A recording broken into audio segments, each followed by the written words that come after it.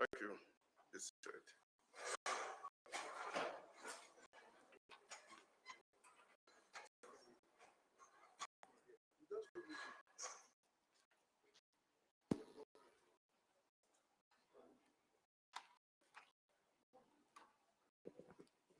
Good morning, everyone.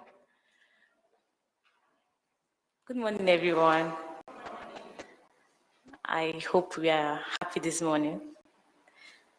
Okay, so good morning, ladies and gentlemen. Good morning, gentlemen, call members.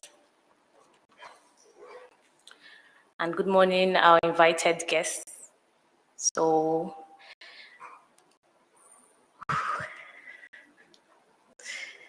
okay, so I'm so happy that we are here to hear from great men and women of caliber, and I want to introduce the program to us.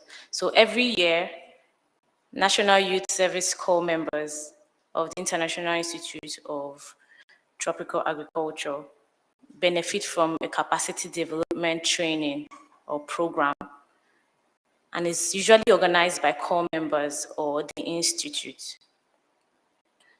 This program is usually introduced to corps members to enlighten and also for them to identify the opportunities embedded in agribusiness and agriculture at large.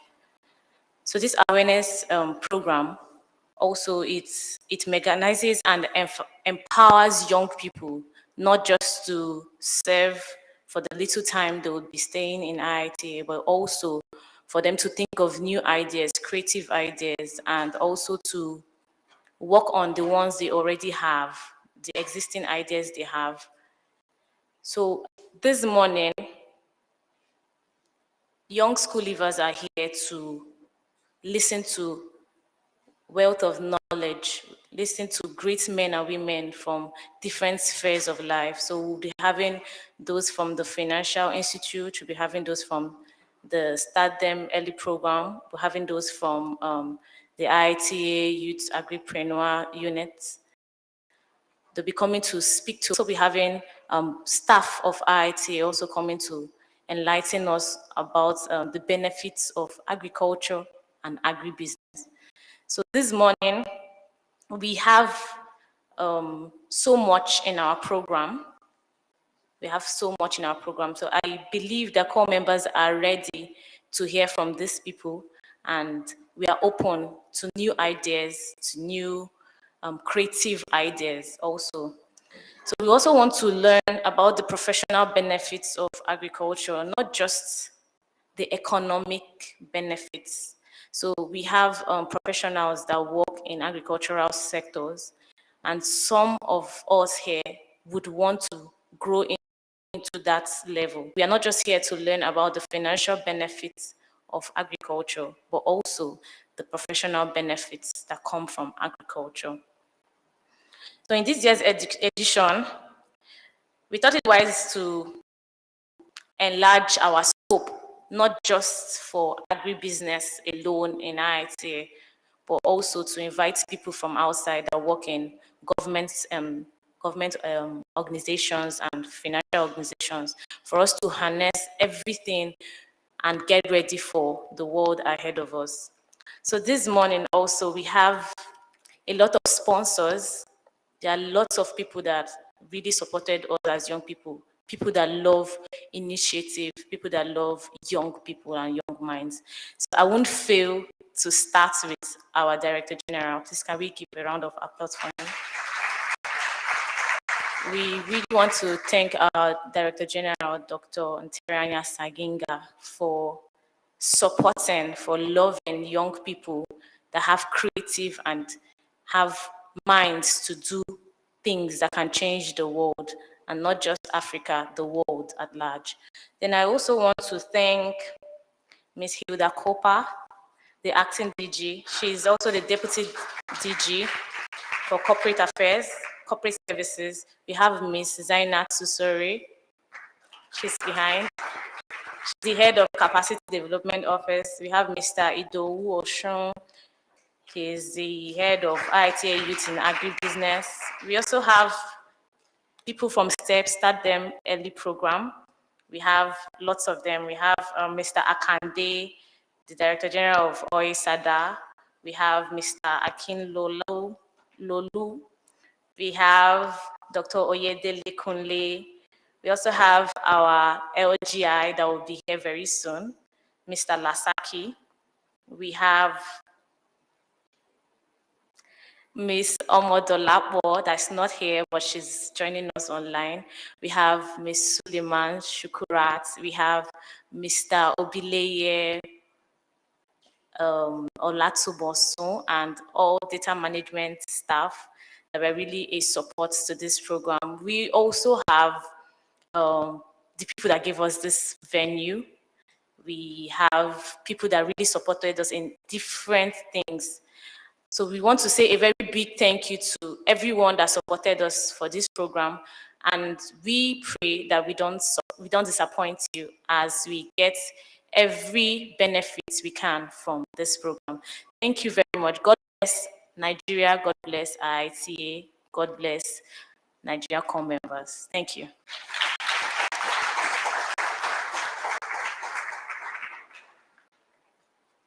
So at this minute, I'll be calling upon, I'll be calling our anchor for today, and she is Adeboye Motunrayo. She's the Director of Social of the IITA Corp Members Association.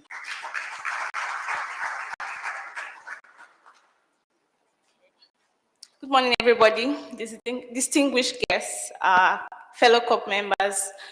We welcome you all to the IITA Corp Members Symposium. It's a part of the IITA Corp Members Week program, and the theme for this program is the Agribusiness Prospects, Opportunities, and Possibilities. We hope that you enjoy the program. It's fully packed. We hope to enlighten you and educate you, to stimulate you. And yeah, we hope you enjoy the program. So very quickly, because we are against time already, I would like to invite the Deputy Director General, Corporate Services IITA, Ms. Hilde Kopa, for opening remarks.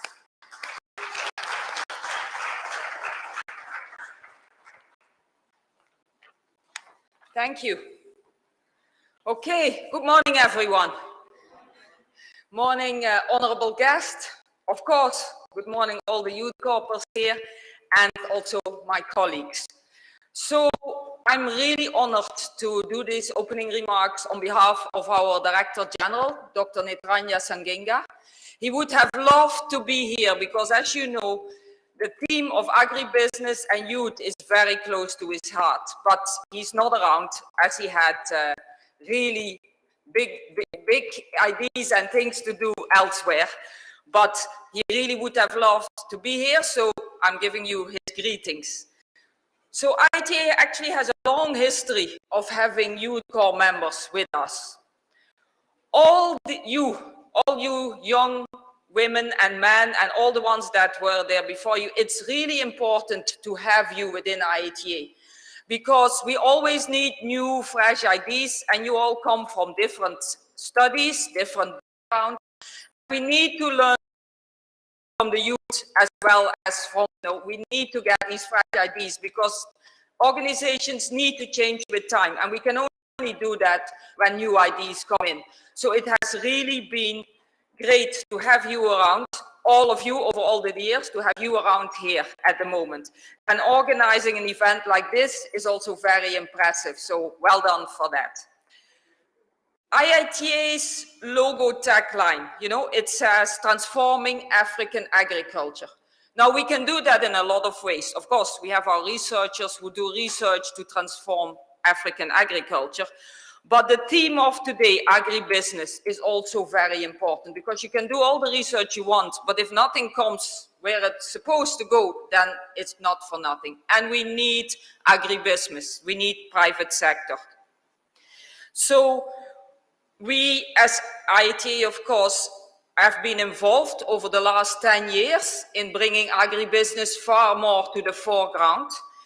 And today's theme is very good because agribusiness are cultural businesses, but also products to bring to agriculture business, and also agriculture agriculture, to make agriculture interesting again for young people. Because as we hear all the time, farmers and people involved in agriculture are not the youngest. So we need to revive that.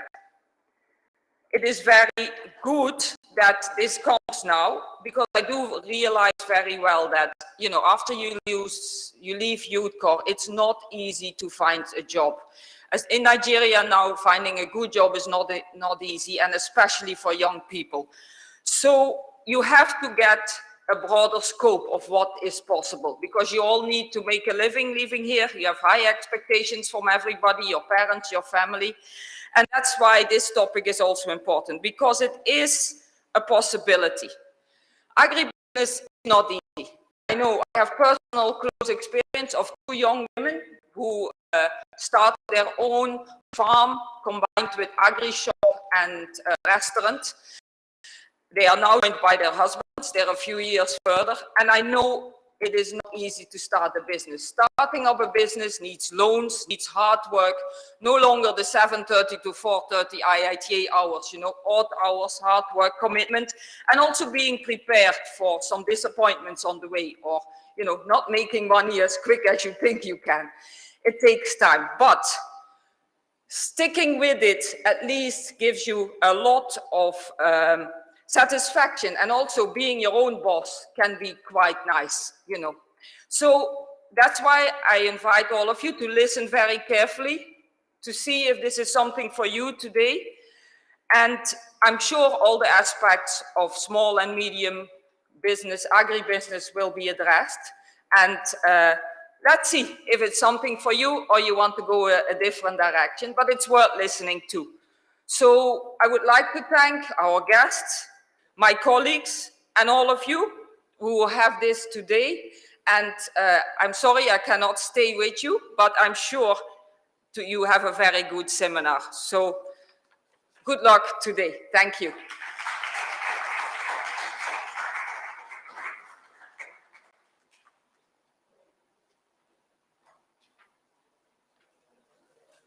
Thank you very much for that welcoming remark, Ms. Yovekopa. So up next, we have Ms. Zainotu Sore, Head of Capacity Development Office, IITA, for our remarks. Round of applause.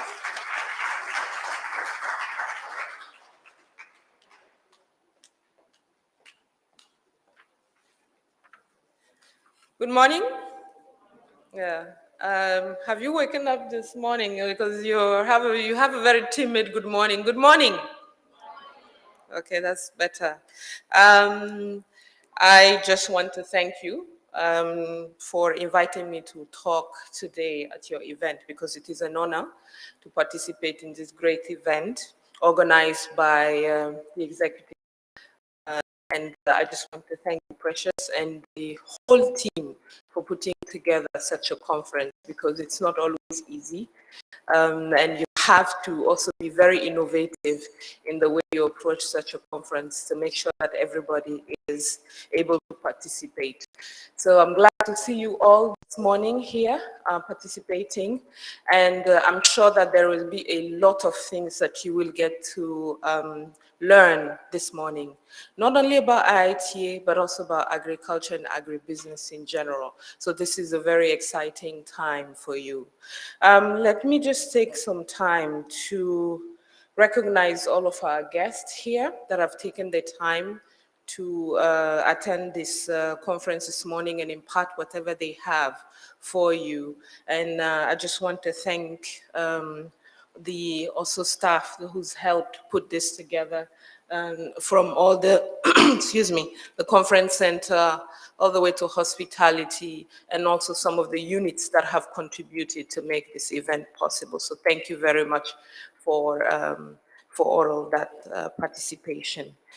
As Mrs. Hilda Cooper has said, it is true that it is very difficult to get a job these days once you graduate. And so agribusiness is becoming more and more of an option to allow you to explore what are some of the things that you can do after you graduate. And that's the honest truth. Some of you will be able to get jobs, but a lot of you will have to fend for yourself. But that doesn't necessarily mean that it's bad. as long as you can prepare yourself beforehand, even before your service ends, you begin to think about all the options that you have to do, that you have. And also look at IITA as an opportunity, or as a stepway to learning more about agriculture, exploring what you can do here, learning also from colleagues, your units, your fellow core members, and also tapping into all the possibilities that are out there. I always say this for every corpus that come in, your ideas are valued. And you will be amazed that I'm sure some of you know some of the innovations that you corpus have brought into the IITA fabric, from helping with the herbicide calculator to also helping to create a biodigester, and also helping to put together a smart irrigation system. So you have a lot to offer. Don't be shy to explore it and also present it to your units and even within yourselves. Don't be shy to think about projects that you can do together, because that's really how you can also thrive. So while you're getting knowledge here at IITA, also make sure and think about how you can give back and also how you can grow from these experiences. So I highly encourage you all, and I'm really looking forward to some of the discussions that you will be having today. Just like Mrs. Cooper, unfortunately, I can't be here for the whole day, but I will be looking forward to hearing reports back from how the events went. And the Capacity Development Office door is always open for you. If you have any concerns, any questions, don't hesitate to approach us. Excuse me. So I wish you a very, very successful conference, and also an enriched at IIT. Thank you very much.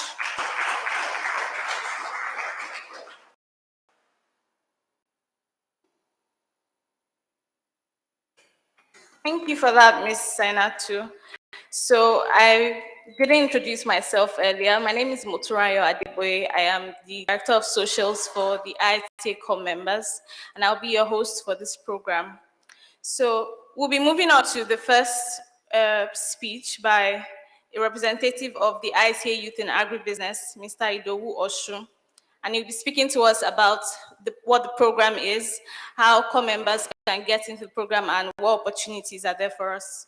Mr. Idowu Oshu, a round of applause.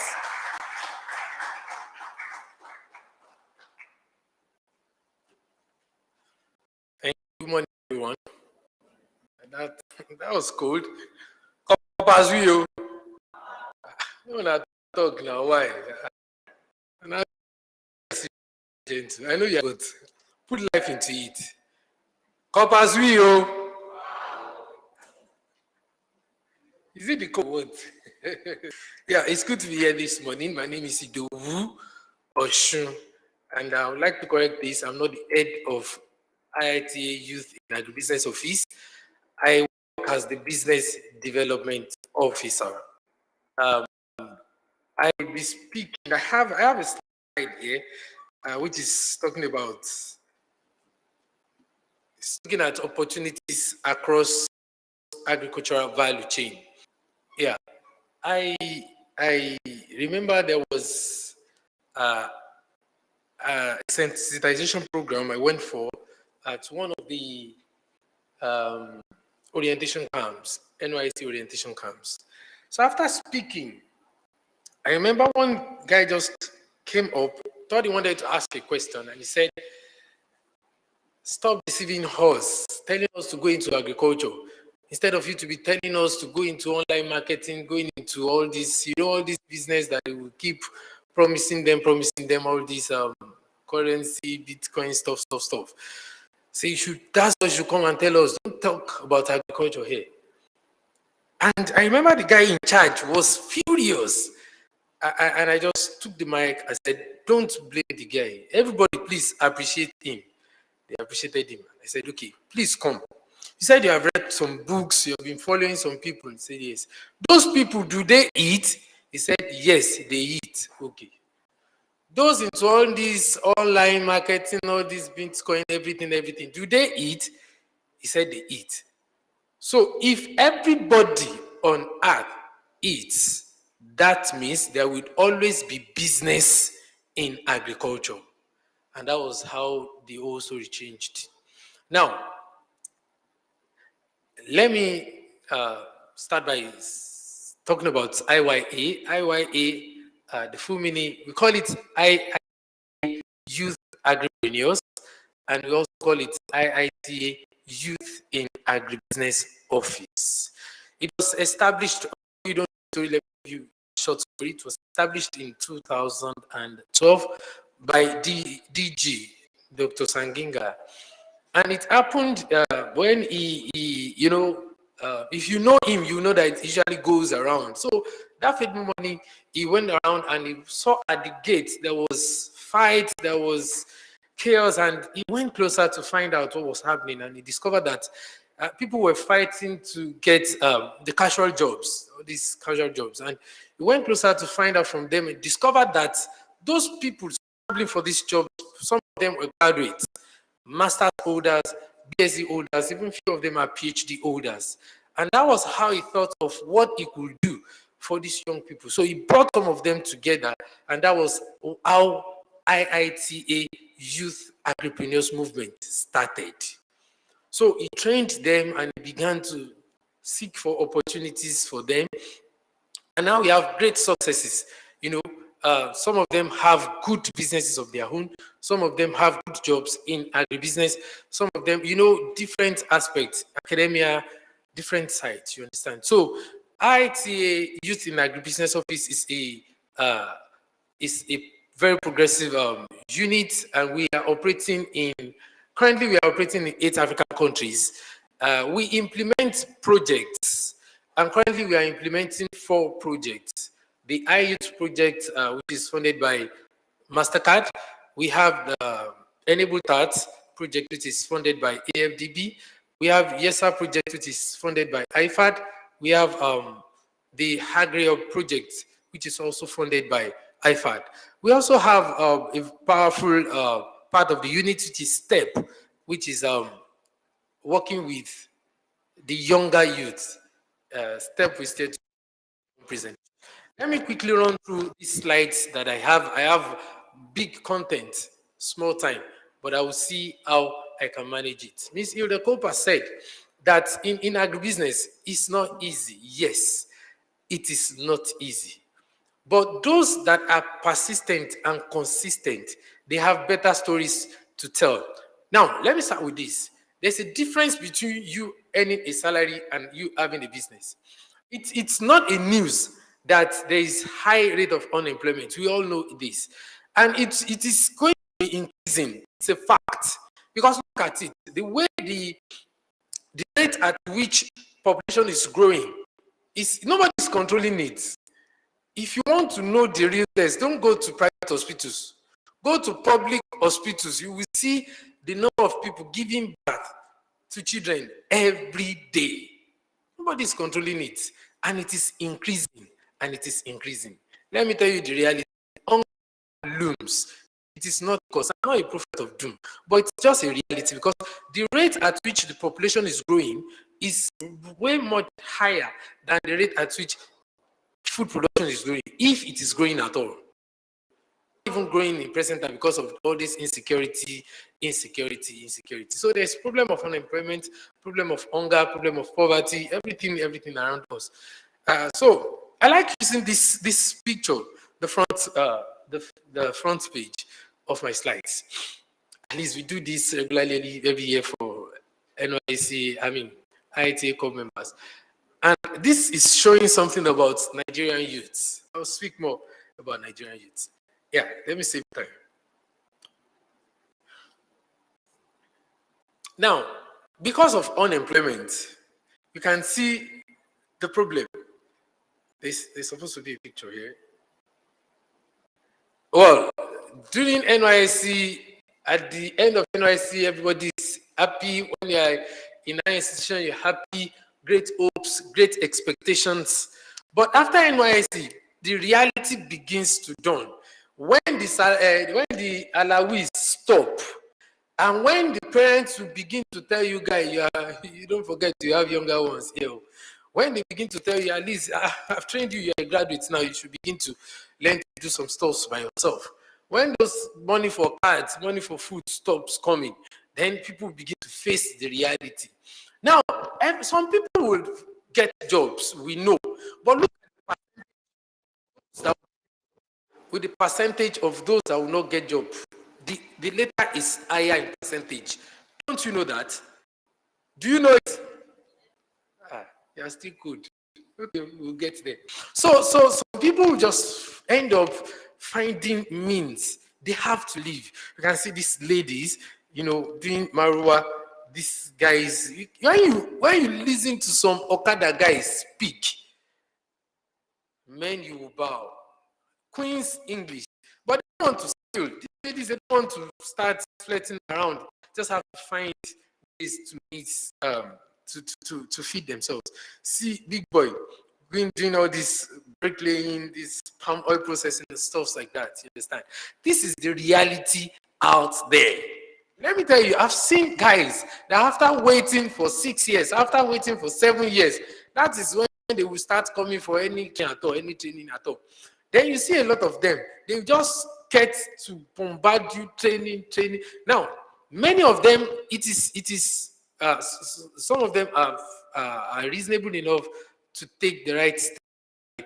Some of them is after they have wasted years. And you know what? If you get to a stage and they will begin to tell you, I'm not getting younger. Say you will not get married. Say, your younger sister, your younger brother, all of them, your friends, you understand? They start reminding you. So I congratulate all of you that are serving at IITA, because one, you are getting exposure that you will not value now. Honestly, the fact that you even passed through IITA, mention it anywhere, you are selling on your own. You understand? You have a lot of exposures, a lot of technologies in the units where you're serving, even those technologies where you pass by. If you want to help yourself, make sure you walk around. When they are doing all this fitness work, join them. You'll be able to see places where you will learn new things. You're adding to yourself already. So there are a lot of things you're gaining in IITA and a lot of opportunities ahead of you.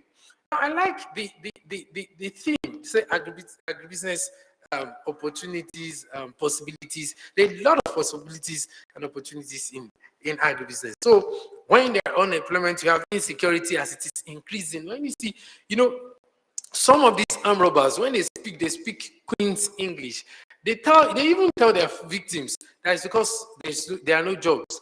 But there are no jobs, and there are a lot of opportunities here in agribusiness. We are inviting you. We are assuring you that you have a lot of things to gain in agribusiness. And irrespective of your course of study, you have a place in agribusiness. So I like to say some things about Nigerian youths. Because if you are doing this kind of talk and we are not facing the reality, we're not going to get anywhere. We need to help ourselves. One, they are structured by the educational system that guide them to become the person they have to be and not the person they want to be. Now, there's a difference between becoming the person you want to be and becoming the person you have to be.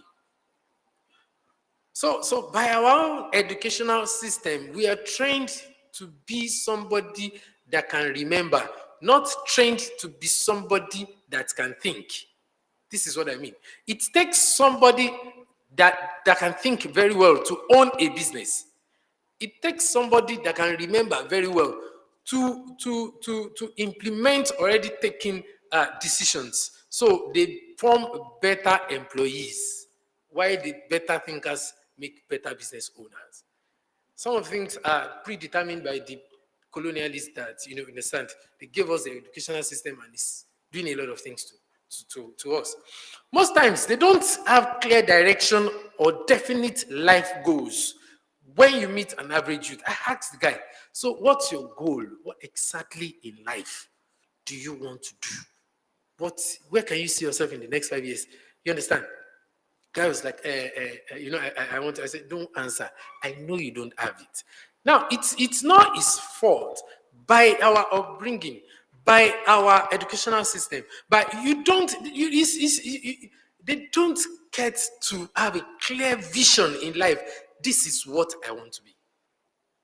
You understand? Then another thing is they just jump at the next available opportunity. Somebody just tells you that, have you seen the advert? Another business training. Say, have you applied? Have you applied? He applies. And you can imagine somebody telling us at the level of interview, we have a way of screening. And he said, so what exactly do you want to do with this training? Tell me, this training. Are you really ready for this? Or he said, let me tell you the truth. My daddy is looking for a job for me. So if that job clicks, I will go for it. But if it doesn't, I will come for this training. Now, we don't need such people. We need people that know where they are going in life.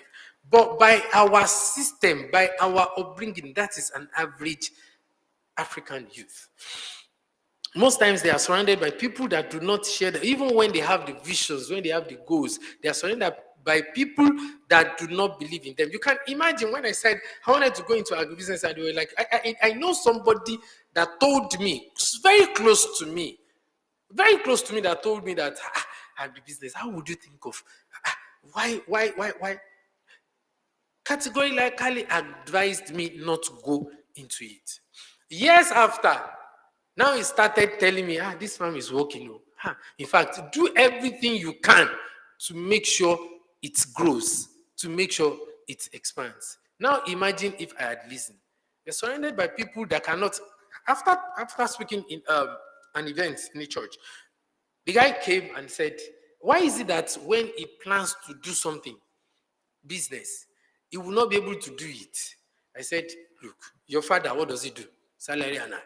Your mother, salary earner. All those uncles you run to for money, salary earner. So you want to wake up someday and say you want to start a business. It cannot work because the forces around you would not believe in it. And they keep advising you, guy, get a job, this, that. The job will come. How many times we end up just managing menial job, a graduate teaching, and they are giving him 15,000, 20,000. You understand?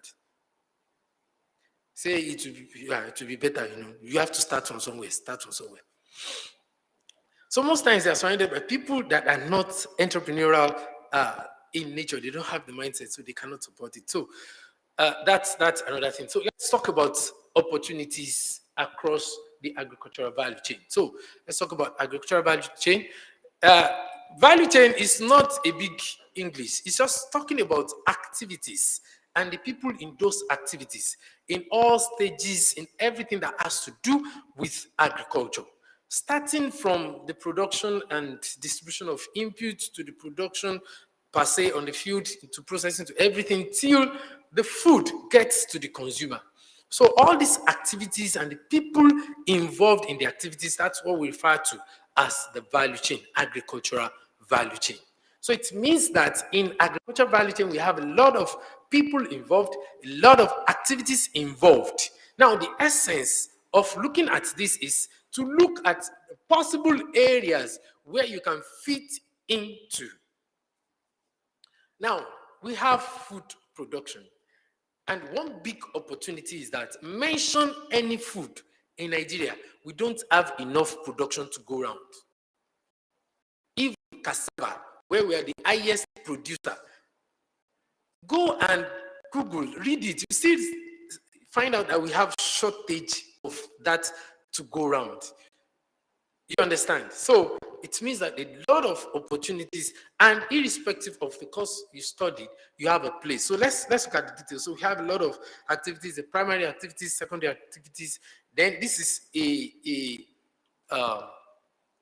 value chain. This is something that describes a value chain. You can see a lot of activities in there. We have aggregators, we have extension services. In this part of the world, a very good opportunity is privatizing extension services. Primarily, we depend on government extension services. Nowadays, we are having private extension services, but it's not common yet. It's a great opportunity. Look at some of you, you are exposed to new technology.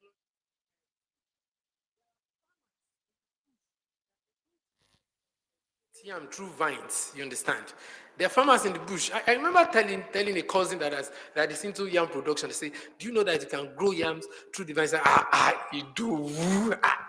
Your lie is too much. So how would I be lying? But they don't know. So you have a lot of this.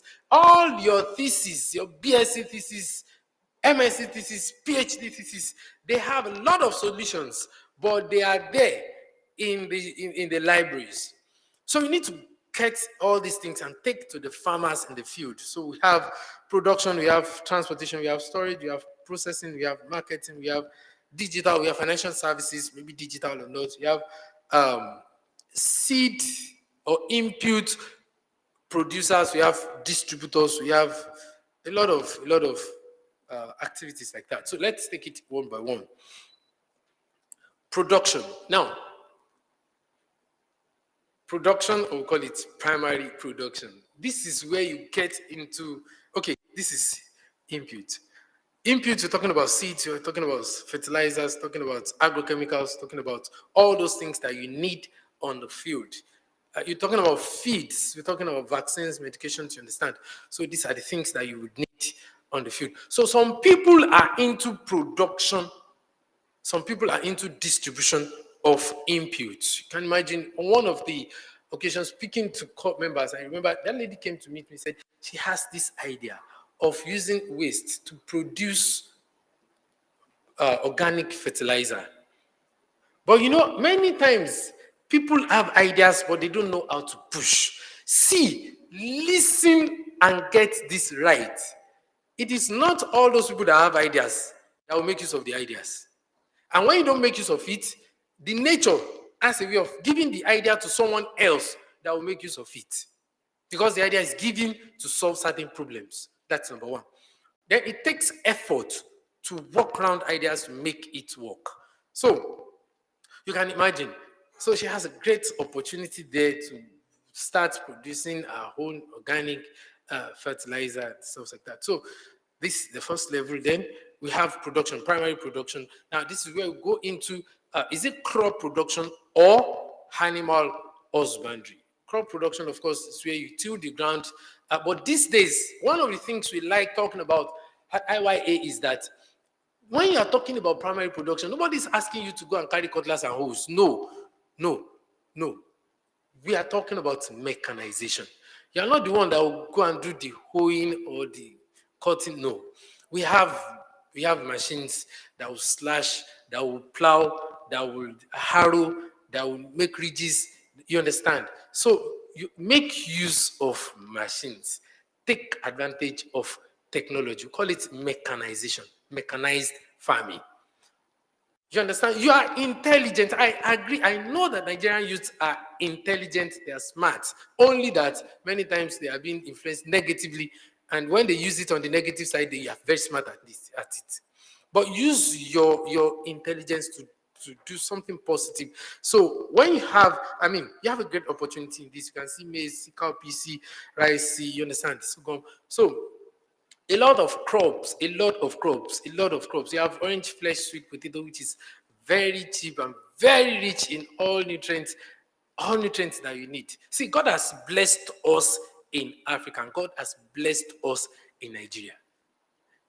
There was one Asian country that there was a time I went for a training, and for 1 month we were eating rice, morning rice, afternoon rice, rice all through. Go to Thailand, go to Indonesia. I'm sure of Indonesia, you understand? So, but God has blessed us a lot of foods that you can produce. You understand? Then the other side of it, we have animal husbandry. That you can go into goats rearing, you can go into poultry, you can go into a lot of animals. Aquaculture is there, tilapia production, cattle production. You can go into cattle rearing, you can go into a lot of animals, turkey, you understand? So that is production. Then after that, we have processing or value addition. At this level, we have the primary processing, we have the secondary processing. But it's all processing. Processing is when you take the produce, all those things that come from primary production, then you transform them to another product. Transform produce to product. Example, you can transform, you can see making juice from bananas, from plantains. We have a youth that made juice from orange flesh sweet potatoes. Yeah, wine. She made wine. She makes wine from potatoes. Have you heard that before? So there's a lot of creativity, innovation you can bring into agribusiness. It's all about solving problems. And it is only when you cannot identify problems that you cannot make a business. But look around, a lot of problems, lot of problems, lot of problems. And in entrepreneurship, see, definition of entrepreneurship has three key things, a complete definition. One is identifying problems. Two is providing solution. Three is making money from it. So far you can identify problems, always make a good business. So processing, you can process a lot of things. They process live broilers, they turn it into frozen chicken. They can process, they process milk, turn it to cheese, a lot of things. You understand? So a lot of things out there that you can process. So okay, like this orange flesh sweet potato, they use it to make bread, to make cake, for all these small jobs and like. They even make juice from it. They made wine from it. A lot of things that you can do with OFSP. What this means is it's reducing the cost of production, which means that you can make more profit. And you are even helping somebody eating it because you have better nutrients than just wheat flour products. You understand? So a lot of information out there. You only need to key into it. Another thing is transportation. I have this guy that I use as example. When after Wale graduated, there was this old design at home. Nobody was using it again, so he picked it, started transportation business. Now, in agribusiness, people would always need transportation. Moving from one place to the other, planning their produce from one place to the other, even the product, you understand. So that was how Wale started. Now he has about 3 vehicles, logistics, you understand. So at times it doesn't even take you to buy the vehicle. It's just you being the link. There are some guys that have vehicles, they don't have jobs. Then there are people that are ready to move stuff, you understand. So you can always key in and make your own business. Referral, link them, take your own cut. Then we have storage, we have cold storage, we have warehouses, we have different storage systems. The new business these days that they have cold storage where people keep vegetables before they take to the market, different storage system. It's not all farmers that will build warehouses, you understand, that will build all this cold storage, you understand. But they when they have people that have it, they just take it there, they pay for the rent for the period of time. Another thing is marketing. Now, marketing and distribution, a lot of things embedded in that. So marketing, of course, it involves a lot of things. It's just about knowing who need what, how does it need it, and when. So getting the information and supplying. Now, so you can plug yourself into marketing, getting from the producer and selling to those people that need it. I remember I've been working with a lot of agribusiness enterprises. I can tell you, people that told me that, the problem I have now is not production. The problem I have is marketing. I even want to focus on production. I want people that can distribute for me. I want people that can market for me. You understand? So that is something you can key into. That's one. Then another thing is we have online marketing. See, these days, any medium of advertisement, there is no other medium that is as potent as the virtual means, the social media. Because everybody must have an Android phone and they must stay glued to the phone. So you can go into marketing, digital marketing, stuff like that. Then we have branding and packaging. A good example of that is, you see all these cake boxes. You understand? It's some people that are designing cake boxes and other things, design logo, design website, design. So you find your own area of passion, and you you always get a place to plug into in agribusiness. You have exportation. Some of you have connections abroad, and honestly, they yearn to eat local food. They want to eat amala. They want to eat onula. They want to eat begiri. They want to eat all these our local foods. You can connect and send foods abroad. You understand? When we have some guys that are already selling their stuffs abroad. So what IIA does, one is we build capacities. We build capacities. We know that to really succeed in agribusiness, the first thing is skills. So our skills, we look at technical skills development, we look at business management skills, we look at soft skills. So all our training is, is holistic, because it builds skills in all aspects. Then another one is we provide business support services to facilitate linkage to finance. We give business advisory services. We do continuous mentorship. We link them to markets and other potential business opportunities. Then we have this idea of agribusiness park. The agribusiness park is just an avenue, creating avenue to bring trained youth to come and operate their business enterprises in the same location, taking advantage of working in the same location. What it means is this: instead of one person operating on 5 hectares, then you can bring 10 people to do 5 hectares in the same location. That means 50 hectares. What it means is this: you operate at cheaper cost of production, then you take better advantage when it comes to marketing, because you have volume. And you can say, oh, God, no, we are not selling now. We have the volume. The guy will be begging you because it's cheaper for him to buy in bulk in one location. It will not incur additional cost of transportation picking from different locations. So you can take advantage of that to sell at higher prices. It also means that people coming together can share costs of capital equipment like irrigation. So if they are doing 50 hectares, they can actually buy irrigation facilities for 10 hectares and they keep rotating it. It means cheaper cost of operation for them, and it's always easier to access loans as groups. I speak with banks, I relate with banks for IIA, for IITA, and I can tell you categorically that it's easier. They prefer working with groups than working with individuals. So agribusiness parks has a lot of opportunities. Let me just show you some of our success stories. We have Fruitry.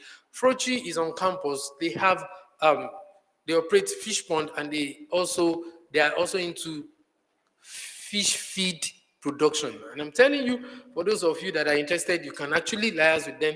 You can be a distributor for them, get markets for their feeds. You have your own courts. It's business. So we have Fruitry. They sell their smoked catfish all over Nigeria and even outside Nigeria. We have F-Step cassava, which is owned by Sheung. Sheung is a lady. She has about 40 hectares now of cassava and maize. That's what she's been doing, and she's an expert in it. Currently, she's just started harvesting 10 hectares of maize at different locations. So you can imagine if one has 10 hectares of maize and has like 30 hectares of cassava, and when you are able to harvest even 20 tons per hectare, you are harvesting on 30 hectares. You know what that means? You understand? So it's a good business. We have Edmond in Tanzania, who is into making use of waste to produce biopesticide and biofertilizer. The product doubles as a pesticide and a fertilizer. It is purely organic, not causing any harm to the people eating or to the nature or to the environment, you understand? So this is what he does. This guy has won not less than 15 grants in cash and in kind. Then we have, the last guy I'm showing is Ayotomiwa. He's going to be here today. He was a banker. He stopped banking and is fully into poultry business now. He's into broiler production, processing, distribution, and stuff like that. So these are people that, They have been consistent in what they are doing. They've been able to overcome challenges. I'm not telling you there are no challenges. There are challenges. And part of what we do at IITA is to work with you so that you can reduce your falling, you can reduce your mistakes, you can reduce the challenges in agribusiness. You don't have to work on it alone. That's why we have a lot of us that have experiences, a lot of us that have been working, you understand. So when we work with you, you'll be able to overcome your challenges more easily. You'll be able to avoid falling into some pits. And I can tell you, so far we still have the population expanding and increasing. So far we still have all this problem of hunger, poverty, and unemployment. I'm telling you that you have a lot of chances and opportunities in agribusiness. Thank you.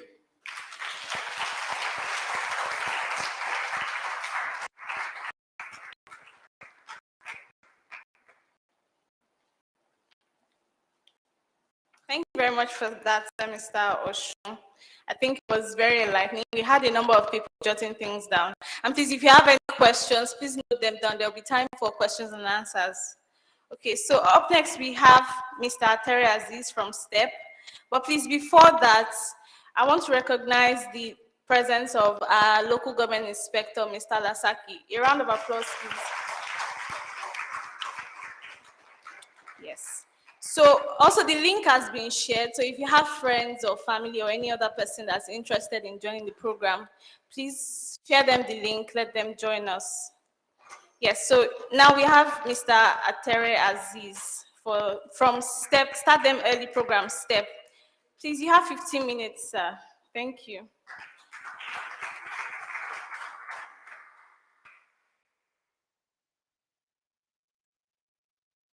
Good morning, everyone.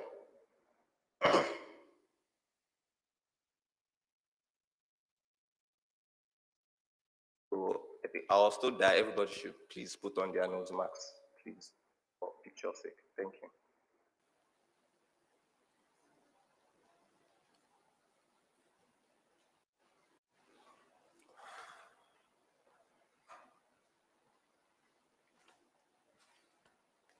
So, good morning once again. Yeah, I'll be speaking on. Now, I don't need to bore us with the prospects and the opportunities in agribusiness again, because Mr. Idowashun has done that already. So all I'm going to do is just to show us let's say, the things that we've done. Maybe we'll also get ideas from some of the things. So we'll start with a video.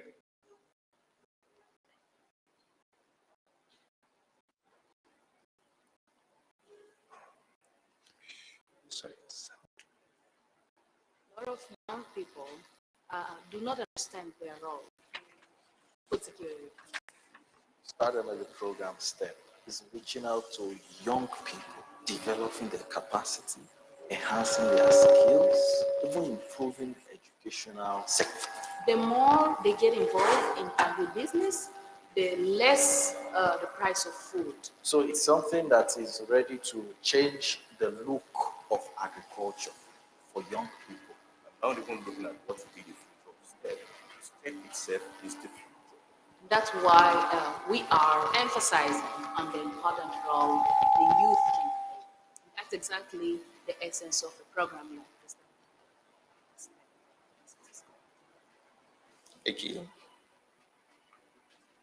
Thank you.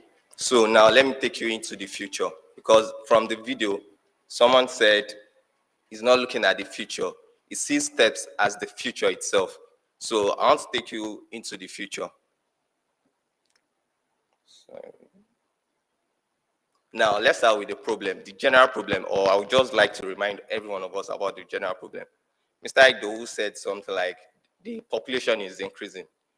Everybody knows that the population is increasing geometrically, and I guess none of us here has given birth, so we are still going to increase more. At least 1, 2, I guess some of us will have 5. Someone wants to have like 4 or 5 wives. So, and one thing is, about 1/4 of the population is experiencing hunger in sub-Saharan Africa. That one also includes lack of unemployment, there's conflict, migration in terms of rural to urban migration. Then, and we'll also note that most of those people farming right now are older people with little, okay, younger people too are joining, but they are very little. Now, let's, the area of this, I want us to note the word Afurubin. Planted a seed in 2018 to develop in primary school and secondary school. So he planted he dedicated the award of IITA African Food Prize in 2018. And that's what we have Start Them Early program. The focus of the project: 1, establishment of school enterprise, facility upgrade, improvement of agricultural instruction, and establishment of young farmers club. Who are our beneficiaries? Younger youths. Or we mean younger youths, not scoppers again, because we are now youths. So we are saying people less than 20 years of age. So let's say between the age of 8 and 20, younger youths, people in secondary schools and primary schools, community farmers. Most of those schools that we are going to are always in rural area. Teachers, their teachers will also be influenced while we are doing the training, and their parents, which I guess those are their direct beneficiary from the students. Then our model, everything centers on youth outreach, be it extracurricular activities, digital agriculture, and experiential learning, like practice. Then the agribusiness was our own agribusiness entry. How do we operate in agribusiness world? The future, how do we operate in the future? 1, we have Mr. Oshun mention of production, processing, and marketing, right? So our own production line is livestock and crop and mechanization. Then value addition. Value addition, we add value to everything, the products from the livestock and crop and mechanization. Science, we do more research, then we do things that will help to support the environment. Presently, during the COVID, we are in the COVID period, so we produce hand sanitizer and soap for people. Now we are now going into more of how we can use that to help the environment, and ICT, digital marketing. Not only digital marketing, but how we can use modern agriculture we can use modern tools in doing things on farm. Now, what are the opportunities that we've seen? These are the opportunities that we are into from STEP. 1, the young youth now, promotion of small-scale mechanization and modern agriculture. The students cannot only use the tools, but they can use and maintain the tools. By the time you see those students repairing those tools, you feel like, wow, they go to any mechanical engineering school or something. They will tell you the level of oil or anything that they need to put then. Then when it's making some sound, they will tell you that these are the things that needs to be done. And they can use it properly. In the video, I think you saw some ladies too that was doing some that. Then modernize crop production. Now it's not about you have to have land to plant. Now you can use to get some waste material to plant. Now these students are using nylon to plant. And these are the things that they can practice at home. So everything we are doing is not just that you have to have one expensive tool. These are some of the things that you can practice at home too. 2, small scale or small animal production. So we provide pens, fish ponds, then goat pen, for poultry pens too, for these youths. And they are not only using it as training, but they are also using it to generate income. I guess in IITA, FMS, building 500, IYA, in fact, the whole of IITA and IL are good customer because they used to ask for egg. Now we now have more market than what we can produce now. I guess some people will be like, if you did not bring my egg to this week, yeah, don't.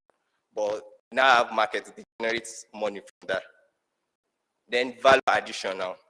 Products we got from the livestock and crop production. We add value to it. These breads are from cassava flour. and teaching tidbits and other things too. Science. These are students in the science lab. This science lab was upgraded. This is a public school science lab. I guess every one of us has been to some public schools, general public schools. You know how their laboratories is not welcoming. But this, after renovation, this laboratory is even more than the science lab in some of our universities. Sometimes the premier university, Ibadan, sorry to Ibadan, but not OAU. So the hand sanitizer, this hand sanitizer was produced by students in Methodist, and they sold it for MasterCard program, and they made more than 100,000 from it, thanks to their teachers too. Then use of ICT tools. We teach them on how to use computer, on how to do marketing, on how to do design, on how to do research.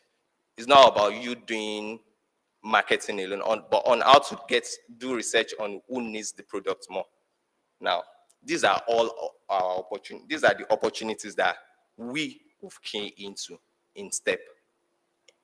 Now, presently, we are in 3 countries, Kenya, DR Congo, and Nigeria. But in Nigeria here, we are in 5 states, Kano, Kaduna, Lagos, Osun, and Oyo, and we are still hoping to expand more. Now, let's talk about our success story here. I'll tag the success story as our prospects now. Not prospect, but those are the things that, okay, what we were thinking that we'll see then, but these are the things that we have achieved.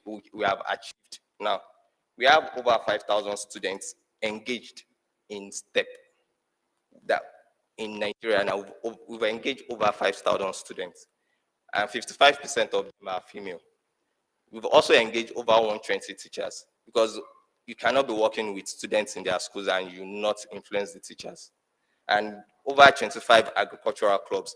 I guess almost every one of us here don't have YS, a Young Farmers Club, in our secondary school, because we didn't really participate. In fact, the only thing we do have then is Jet Club, sports club, or social club. But Young Farmers Club, we don't really have. And here, while we are doing the baseline survey, almost all the schools in Oyo State doesn't have Young Farmers Club. So, and right now, we now have more than 25 Young Farmers Club. Then direct employment. Over 20 direct youths have been employed, and over 200 indirect youths have been employed. And I would like us to link this with the problem that I first showed you then. Like, one, the students, there's unemployment rates. Now, this STEP has created more employment. Engaging of youths, 5,000 youths. Imagine these youths that will be engaged now before they leave secondary school. They will have better thinking and they will know what they want to go and do in university. So apparently, we are moving them from an unemployment road to they were able to bring out something for themselves. So these are our data. Now, we started, as at 2019, we only engaged 3 schools, but presently we are having 26 schools. In total numbers of students trained, 2019 we have 207 students, but now we can boast of 1,732. These are at December 2021, and we are still increasing. Enterprise that we've established, we have 12 in 2019. It's moved to 20, but now in 2021 was 96. Our partners and donors. So we are ready to work with anybody that wants to be in the future, that wants to work with us in the future, because STEP is the future. Thank you so much.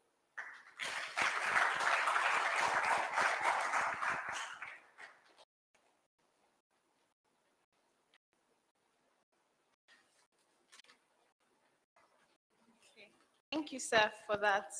So now that we've had sessions from Mr. Oshun from IITA and Mr. Aziz from STEP, we're going to be having a question and answer session. But before that, I want to quickly acknowledge the presence of Dr. Oyedele Kunle, and he is the Director of Agribusiness and Regional Manager for Ibadan Region, IITA. A round of applause. Okay, for those of us that don't know, IITA is the Oyo State Agribusiness Development Agency. We're going to be having Dr. Akonde, the Director General, later for his keynote speech. Also, I want to acknowledge the presence of Adekpero, or Miss Adekpero Agbaje, the Business Development Officer from Sterling Bank, and our partner, Mr. Akinlolu Olatunji, the Head of Credit Risk Agri-Finance. A round of applause. They're both from Sterling Bank. Yes, thank you. So now we're going to be having the question and answer session. If you have any questions, you've been introduced to the STEP and the IITA, so if you have any questions that you've noted while they were talking, please, now is the time to ask them. Also, when you're going to be asking your questions, please let us know who exactly you're directing your question to, so as not to confuse them. So any questions so far? We've learned about the two programs, you guys. Any questions? Okay, question from the back. You can use any of the mics, anyone closest to you.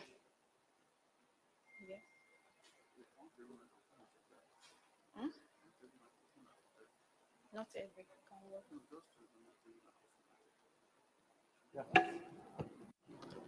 Hello. Okay, hello. Please Good morning, introduce yourself. everyone. My name is Sadiq Okay. from Agronomy Department. Okay. So my question is for Mr. Idowu Oshun. Thank you very much, sir, for the presentation. So during your presentation, sir, you said something about a boy that came for an interview, that he said his dad was looking for a job for him, so he wanted to come to the training just like a side something, was not sure. So, but he said something that you are looking for people who already know where they are going in life. And I feel that is a very big gap, because most of us youth at this our age, we don't know where we are going in life. That's the point. We don't. So we are just trying to, like, we have various options. We don't want to be like, okay, let me just focus on this. I should have like two options, because I wouldn't like to tell my dad that, Dad, I'm going for an interview. He might not even tell his dad he was going for an agribusiness interview or something. So I would like you to, please, I don't know how it's going to work out. Like people like me, probably they come later in the future. You should try and give us a chance. Let us try it out. And probably when we start and while we are waiting for other opportunities, we can probably see the light in agribusiness and probably love it from there, and probably even take it as a side also, while even though probably the opportunity from the dad came, and we can still probably, still use the agribusiness sector to, even use it as a side form, because there are lots of opportunities that you've given to us, the transportation, the marketing, and everything. Thank you, sir. Yes, you can, sir. Thank you so much. I must sincerely appreciate you, and I think we should appreciate him sincerely. Please appreciate him, because some of you were laughing, and he's being sincere enough. He's helping you. In fact, you should buy him lunch, honestly. That's truth. But my dear friend, thank you. This is not about you. It's about all of us. It's about our society. But I just want to say this. We just need to go back to history and find out how old was Gowon when he was the head of state. How old was Buhari, as in Obasanjo, those times? Now, it's not the youth's fault these days. It's because of the society, the upbringing and everything. See, concerning the training that I mentioned, the people, okay, now at IITA, we have two types of trainings. We have the paid trainings and we have the project-funded sponsored trainings. Now, for each project, we have target number of youths to reach out to every year. So it means that they come for the training, it's free, they're not paying for it, but the project, you know, the donor agencies are paid for it. Now, we have targets of working with, let's say, like 1,000 youths in 1 year. So we want only those that will make use of the trainings to come. Part of the problems that we have encountered is after training 1,000 youths, you end up getting maybe less than 500 youths really making use of the training. Spend money on the training. Delivery is not up to expectation. So that's why we need to get to work with only those that have determined what they want. And what we can do is this. The most important thing is self-discovery. Talking about this, that to solve problems in the society, one thing has been deposited in each person, at least one thing. Now, when you make use of what is deposited inside of you, by the time everybody does the same thing, you should be able to close all the gaps in the society, meet all the needs in the society. But the truth of the matter is this: look at our societies at all times, we still have those gaps there, meaning that people are not discovering themselves, they are not what is in them. So the first thing is to discover yourself. Now, many people, because of the availability of many chances and many options, see, I know what I am saying, and it's just the best time for you to look at these critical points. Now, the many options, many chances that are available are not even helping matters, because many people fail to fulfill purpose only because they have the next available opportunity. But the most important thing is not even taking the opportunity, but self-discovery. Discover yourself, discover your passion, discover your area. I agree that there can be a major area and there can be a minor area sometimes later. You can add agribusiness, you can have agribusiness as a major, you understand. But the most important thing is discover yourself, follow your passion, then all other things can be added as you go on in life. So what we need to look at for this generation is self-discovery. All those talents that you have, all those skills that you have, all those areas of interest that you have, all the passion that you have, see how you can make the best out of it. And become, because that's the best way to become the person you want to be and not becoming the person you have to be. Thank you. All right. Thank you for that, Mr. Oshun. Any other question? Okay, you can go ahead. Please remember to introduce yourself and say who you're directing your question to.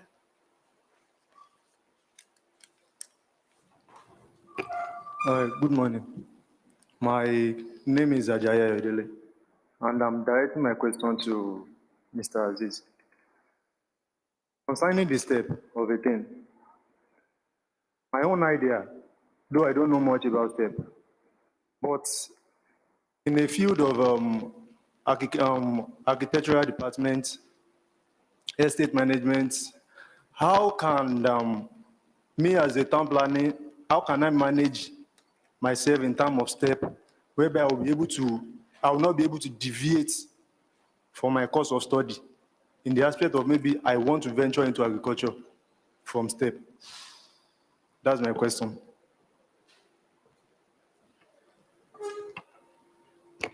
All right, thank you so much, sir. One thing that I want every one of us to note is that there is something we call value chain that all occupation can key into. An accountant cannot say, because it's only math that I know, I won't go into agriculture. So there's something like accounting in agriculture. As a town planner, there's a way we have to plant, right? That irrigation, that flood will not have to take away all the things that we planted, right? How do you think you can help us to plan the land? Like, okay, here, this place is slopey. I think these are the things that we need to plant. Here, this place is something like that. So everybody just needs to think of, okay, this is my career. how can I key into the value chain of agriculture? I think I'll answer that one. Thank you. Thank you, sir. Please indicate if you have any. Okay, you can go ahead, sir. Yes, thank you. I was going to just add 1 or 2 points to the answer provided by the gentleman. I've seen people in the course of my banking career who didn't read agriculture at all, okay? But all along the line, they have passion for agriculture. There is somebody we worked together in the head office several years ago. He also read URP just like you, okay? He's an urban and regional planning student before he joined banking. And he set up a poultry business simply because he has passion for poultry. And at the last count, he had about between 10 and 12,000 eggs for him on a daily basis. So whether you read agri or not, if it's your area of passion, okay, agri is something that you can actually dabble into. And I'm sure that you're not going to get your fingers burnt. Agri value chain, there are very many areas in agri that you can do. From crop production to animal husbandry, to processing, to aggregation of commodities. The end is endless. The list is endless. So the fact that you read GRP or civil engineering or mathematics or accounting does not at all stop you. If agric is part of your passion, does not stop you from actually getting yourself involved in it. That is what I just wanted to add. Thank you very much, sir. Passion is definitely important. Who also has any other question? Sorry, can I add to that? Okay. Yeah, sorry, please. I would like to add to that. Thank you, Sir Akilulu. I would like to surprise you by telling you that I did not study anything that relates to agriculture. All my degrees, nothing. You understand? But if I didn't tell you, you would not know. Now, looking at it from two perspectives, your course of study is relevant. Nowadays, we have what we call estate farming. Now, there is a facility that Sada is working on at Fashola. Now, they are establishing estate farming. Now, they will have locations where there will be buildings where people will be living. There will be the locations where they would have crop production, livestock, you understand? So your course of study is very relevant in planning such. That's number one. Then the other point is what Mr. Akilulu said, that it's just passion. When you discover an area of passion, you can get requisite skill, then you can build a good business on it. Thank you.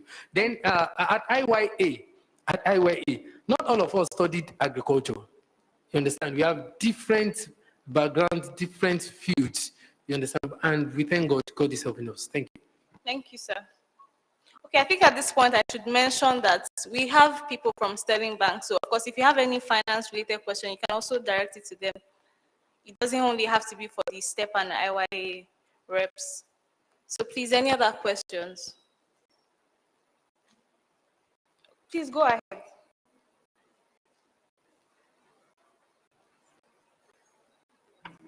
Good morning, everyone. My name is Manuel Keboshokai, and my question of the day is, how do we improve capitalization on our ideas in Nigeria? Going back to what DG said last year, 24th of November, he said, meeting with a journalist, he said, you can't improve agriculture with low budget allocation. So, for example, maybe I'm going to cassava farming and I don't have machines like plow or tractor, and I need capital to start up that kind of stuff. So what am I going to do? Am I going to write to the Ministry of Agriculture or the Minister of Agriculture or Dr. Mohamed Mahmoud and tell them that I need the capital? So this question is going to everyone. It's an open question, actually. Thank you. Thank you. Please, who is going to answer? All right, sir. So, what I have to say concerning your agitation is the fact that, we spoke about passion. If you have passion, you have to start very small, okay? Whatever business you're going to do, you start very small. And in business, it's always advisable. We tell our customers, okay, when they approach us, they need finance. Finance is the major problem. Finance is not the major problem. I can tell you for free this morning, okay? So if you know that you want to do like cassava planting, all you need to do is, first of all, maybe get like 2 plots of land, or an acre. An acre is 6 plots of land. If you can start with that. And then you yourself, you must have money. Okay, for example, there's something we call economies of production agriculture. Every crop, every business you want to do has its own economies of production, EOP. For example, for 1 hectare of cassava, the economies of production will involve the cassava stems, the fertilizer you're going to use, the agrochemicals that will protect the crops, okay, that are going to use, the labor you're going to use, and all of that. So when you now, let's assume that for 1 hectare, cassava EOP is 350,000 naira, okay, apart from land, 350,000 naira. Now, you as the business owner, how much are you ready to contribute as part of this 350,000? Because if I'm going to do a business, I can't just sit down and fold my hands and say, okay, you're the Lakpa, am I right? No, Moturayo. Okay, Moturayo. Now Moturayo is going to, because Moturayo works in Sterling Bank, Moturayo will now give me 500,000. I will now go and settle. No bank will give you any money if they are not being able to see some amount of capital contribution that you yourself you want to make. Because if I'm going to lend you money, if you don't have any skin in that business, there's every likelihood that if the business fails, just take a walk. And so the bank suffers. And so for you, you don't need to write the Minister of Agri because your letter will not even get to that place. Okay, so how much have you been able to save to start that business? So when you start that business with your savings, I say, okay, I started this business with 300,000, the money I'm able to save in the last maybe 6 months or 1 year. Okay, I've done my cassava, I've sold the cassava, this is the profit I've made. I did 1 hectare, I want to do 2 hectares. Yes, you have a history. You can come to any of the financial institutions, okay? Show them your evidence, show them your history, and I can assure you they will be ready to actually assist you. I don't know whether I've been able to answer your question. Thank you. Thank you very much, sir. You've been very helpful. So, sorry, can I add to it? Yes, thank you, sir. Just an addition to that, because we've been training youths, and a very big area of concern to us is the percentage that are able to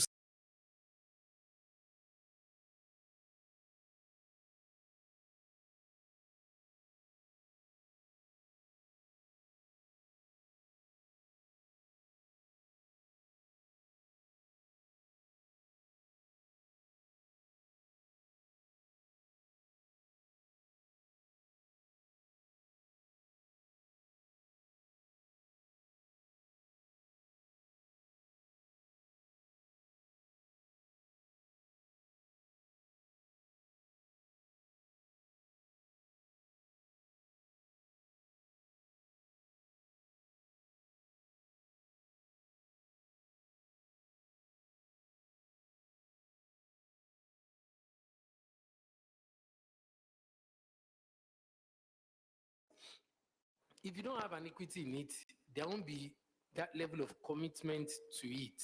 But part of what we need to look at is, okay, yes, we agree that you must have the skills, the experience, So part of our training, after training, we encourage you go and do internship and start with the little you can gather. You understand? Like you mentioned, 2 plots, 1 plot, at least do something.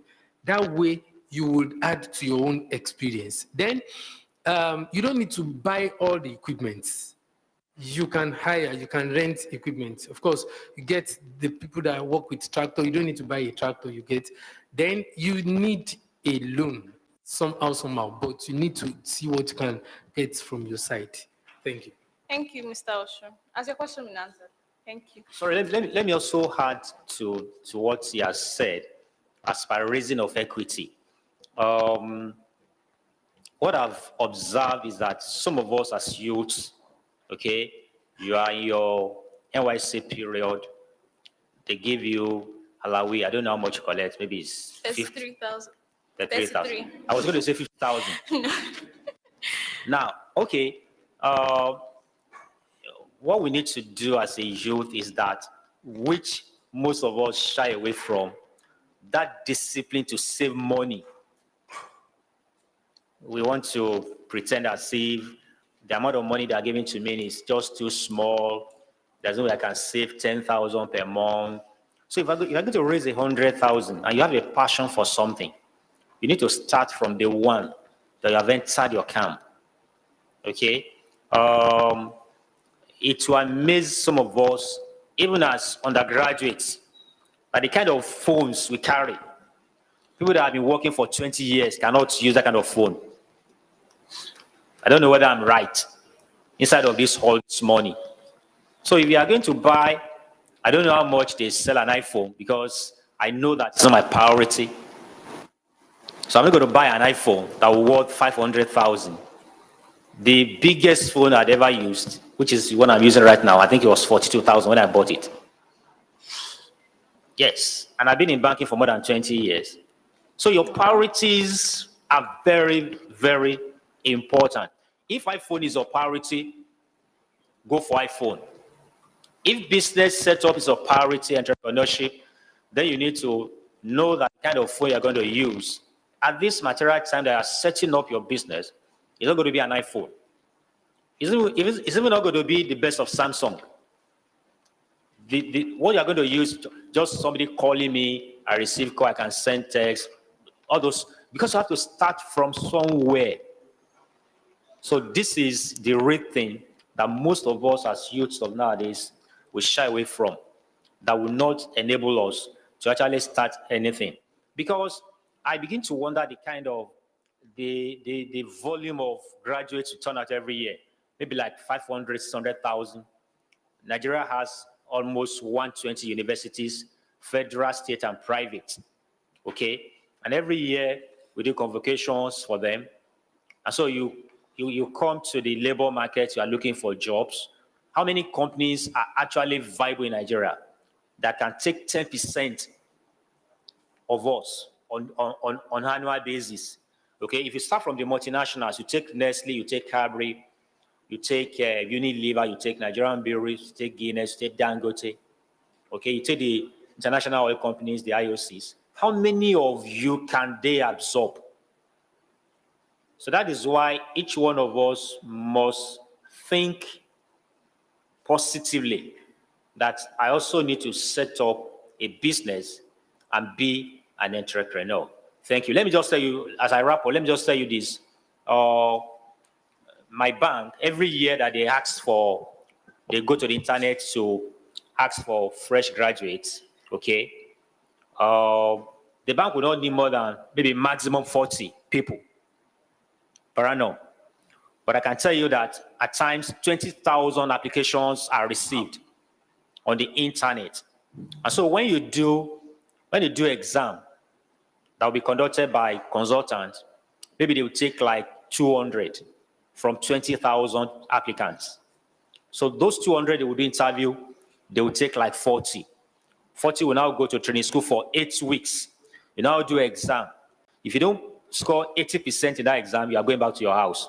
So invariably they take about 25 or 26 out of 20,000 applicants. Can you see what I'm talking about?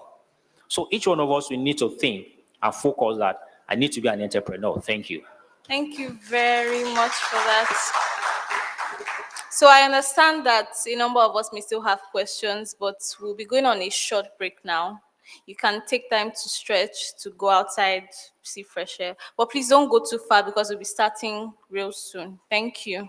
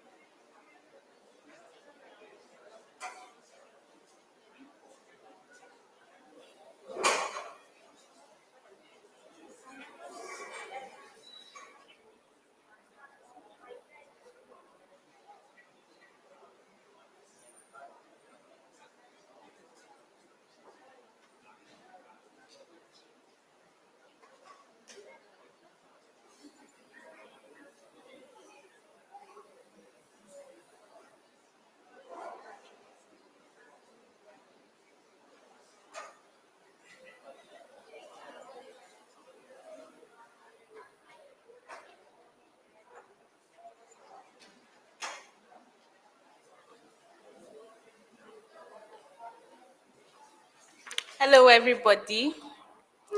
We've had about 7 minutes of break, so please, we'll be starting now. So if you can hear me, please come into the conference center. Please, we're about to start. Let's have our seats, please.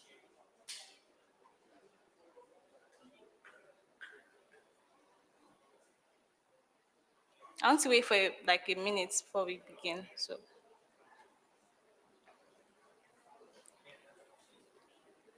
VP, please check if there are people outside so we have them coming. Thank you.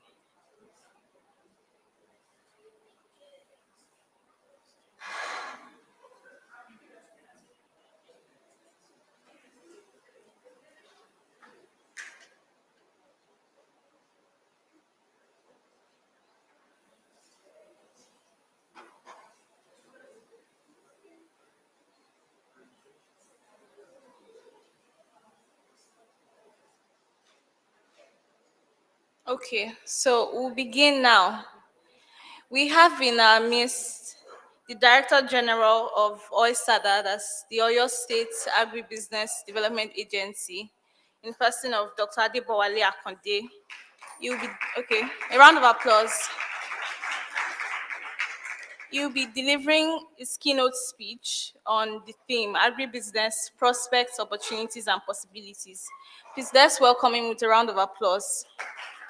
Thank you.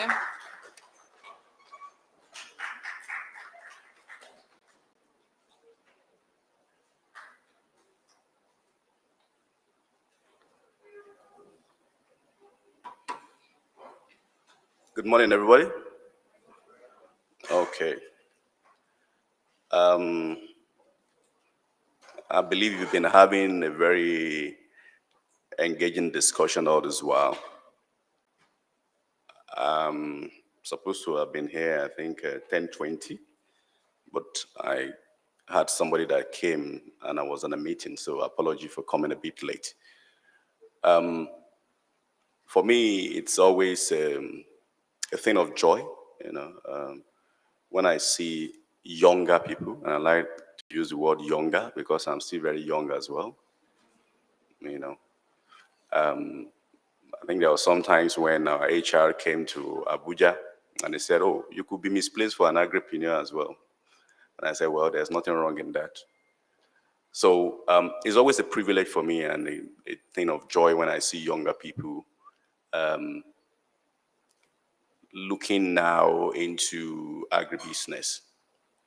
Because some years ago, I think pre-2015 or so, or 2010, and this is not where you will ordinarily find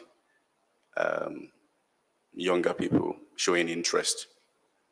And to me, it means that at least something important has happened in terms of paradigm shift from where we were to where we think we are going. And do I know how many minutes I have? 10, 15, 20? How many minutes do I have, Oshun? Pardon? 40 minutes. Oh, that's very good because there are a few things that could make me talk forever. Agriculture or agribusiness, international development, and strangely theology. So if you ask me any of those three, I will talk from morning till night. So now I know I'm restricted to my 40 minutes. So, like I was saying, this wouldn't have happened many, many years ago. So it's a thing of joy that at least there is a paradigm shift in terms of thinking, in terms of the perception about agribusiness or agriculture. It shows that there is still a light at the end of the tunnel. And for me, this is important much more because this nation doesn't know is a keg of a gunpowder as it is for diverse reasons. One, your generation, and I believe I'm probably preaching to the coverts now, you form the majority of the population of this country now, according to what we have in terms of statistics. Agriculture, as it is currently being practiced, is primarily dominated by a generation that is above the age of, we said 60. Baba Obasanjo said that he thinks that it's even they are around the age of 70, not 60.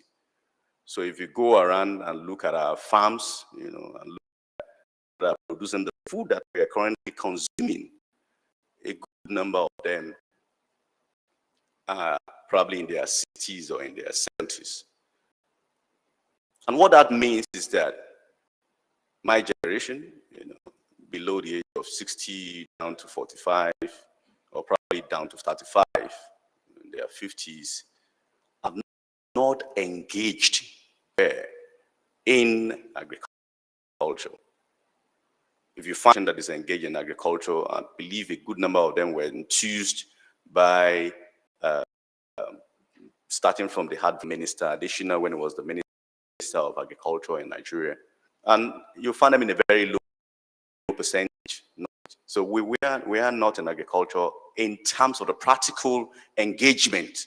Of course, maybe more of academic dimension, research, science, and all what have you.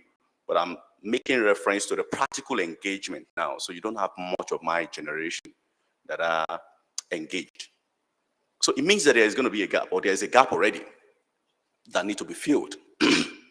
So when those generations fade away, and they are fading away gradually, then what happens to the issue of food security within this country? It is not anything new.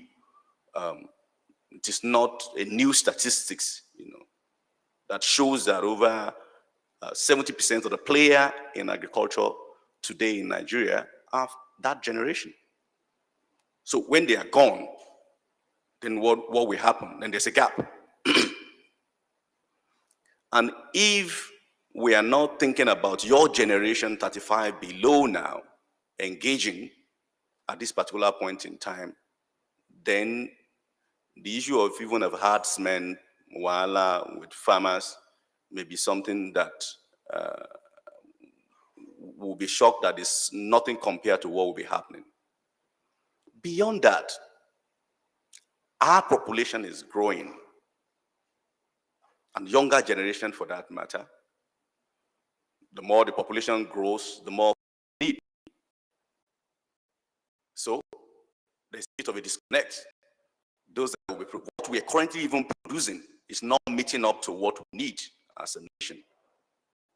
We import a lot. Statistics have shown that we spend close to around $10 billion annually, if I'm right correctly, to import food in sub-Saharan Africa, if not more than that. And same applies to Nigeria. Nigeria has a bulk of all this importation. It just shows in a layman term that what we are producing is not enough for our consumption. Basically, that is what it says. And now we have a population that is growing, and that have a younger population as it were. What that means again is that if those that are even producing the little that we are consuming faded away, then there will be need, for more food. It might result to the fact that we will probably be doing much more of importation, of food. Unfortunately, we're in the era where there is no money to even do that importation. I'm breaking this down to you in layman terms so that you can see from a human angle. We don't even have the money. So your generation is being mortgaged by those that are taking loan every day. And they are taking the loan and taking the loan and taking the loan. You forgot that this loan has to be paid back somehow. And you are the one that will have grown to that stage where all this loan will have to be paid back. So if we are talking about the importation of food as well, which fund are we going to be using to import our food? If we are already borrowing for recurring and capital expenditure within the country. So there is another set of issues from that particular angle. A generation is fading away. There's a problem of population growth. They are majorly younger people. Then there is another dimension to it. We're opening up the economy of the whole of Africa, AFCTA. How many of you have heard about AFCTA? You should get yourself used to all this kind of a thing. The African free continental trade agreement. Basically, what this agreement means is that we'll open up as countries in Africa, and everybody will be able to trade without restriction and inhibition. It is a very good agreement that we have signed as a country. Almost all the countries in Africa, we have signed it now. But this agreement is as good as a country that is ready for it. So if you're not ready, those ones that are ready will start bringing all those food to your country, and competition becomes an issue. If you're not competitive in your production, then wahala is looming again. Because it means that I can just produce gari, if possible, in Kenya or from Kenya, and I'll bring it to Nigeria without inhibition to come and sell, or whatever you refer to as food. And I could do it cheaper in my country if by now I've already started thinking about what will make cost of production cheaper in my own society. For example, I've started investing in infrastructure, I started investing in innovation, I started investing in mechanization, in technology. Of course, I'll be competitive in the next 5 or 10 years when the time has come for us to start engaging. So that is another problem. Because if you look at our society today, I don't know how many of you are engaged in a bit of a travel in the rural areas. You're not just limited to being in Ibadan. You will have seen how dilapidated some or a good number of infrastructures has been of recent, and I will relay that to you, what has been done by the government of Oyo State in relation to that. So there are issues, and these are the reality that is in our face. I always say that rather than us collectively coming together and fighting the common enemy, all what we do is that we fight each other. We have common enemy in poverty, common enemy in dilapidated infrastructures. We have common enemy in many other areas. But all what they made us see as younger people is that we are supposed to be enemy with each other. So they will tell you are Igbo, you are Yoruba, then I'm Hausa, then one is Igbomina and whatever. But when they want to do business, they don't remember that they are Hausa and Igbo any longer. You see all of them sitting down together. So at that point in time, there is a commonality, that brings them together, which is about wealth creation, which is about business, which is about their own success. Then they come together. But when it suits them, they tell you that you are Christian and I'm a Muslim. But when it's about their commonality again, they don't always remember that they are Christians and they are Muslims. Almost everywhere I've seen our business mogul, Dangote, at his left or his right hand, I will see Otedola. Otedola is a Yoruba, Dangote is Hausa. Dangote is Muslim, Otedola is a Christian.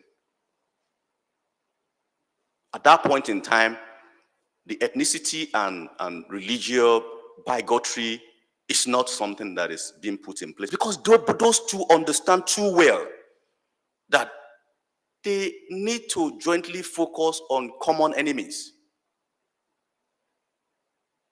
They need to look at those enemies that who is questioning their existence. So we have common enemy in poverty. We have common enemy in rural infrastructural problem. We have common enemy in unemployment. We have common enemy in insecurity. We have common enemy in economy that is nosediving. And that should be of a more priority to us than any other thing. Now, are these things related to agribusiness? Oh, yes. And I will tell you how it is closely related to agribusiness. Because sometimes we become very academic in our approach to life, and there's nothing wrong in being academic, and I'm an academic myself as well. But it is probably more, essential for us to look at things from human angle. It will make things to come close to us, to home. Fact that I have here is that agribusiness within Africa is currently around $1 trillion. Okay? It is the projected value of Africa agribusiness market in the coming decade, $1 trillion. The market size of African continental free trade area is around $3.3 trillion. Now, I will stop there and start having discussion. Have you started thinking how you will be part of this 1 trillion and 3.3 trillion in dollars? Some human being somewhere, and you can choose to be you, will benefit from this market and this opportunity. You are better placed to benefit from it. And these are the reasons. Many of those generations that are currently a player in agriculture or agribusiness now are not as educated as you are. Many of those players in agriculture or agribusiness currently are not as experienced as you are. As a matter of fact, many of them have never left their village. The best they could have done is to come to an urban area. Maybe they move from wherever to their capital city. Many of them don't know how to use computer. They are not ICT literate. Agribusiness of this generation require technology. Many of them don't know how to access those technology, and they don't even know how to use it. The agribusiness that we are making reference to, that will be related to this 3.3 trillion market, has a lot to do with innovation. Many of them don't know how to innovate. They are our fathers, they are our grandfathers, they've done their bit, don't get me wrong. So them not knowing innovation, not knowing, it's not their fault. I'm not putting them down. They are our fathers. And that's the reason why they sent us to go and learn what we are learning. So we need to add to what they've known. So the question is that, how much are you ready to ensure that you place yourself in a position whereby you will provide solution to all these gaps that are existing? And they are existing. How many of you knows how to use drone here? None. There is a place for drone usage in agribusiness now. You may specialize in that area. I have friends that are using drone to do insecticide spray of their farms now. I saw it. This is a real life thing. The CEO will not be doing it. He will buy it, but we need somebody that has that knowledge to use. Use your generation that can. I don't even know how to use it, but I've seen people using it. There is the aspect of precision agriculture. Drone will also be very useful here. Apps will be very useful here. I was in France and I saw these young ones who died. We're in a conference hall, and they came with, you get perplexed with different kind of applications that you can use for this and use for that, and on agriculture, they're young people. So those times that you are using to follow Linda Ekeji, and you are going to do Snapchat, and you are posting your picture with your new posture, use that time to search for innovation that is possible. Time is of essence.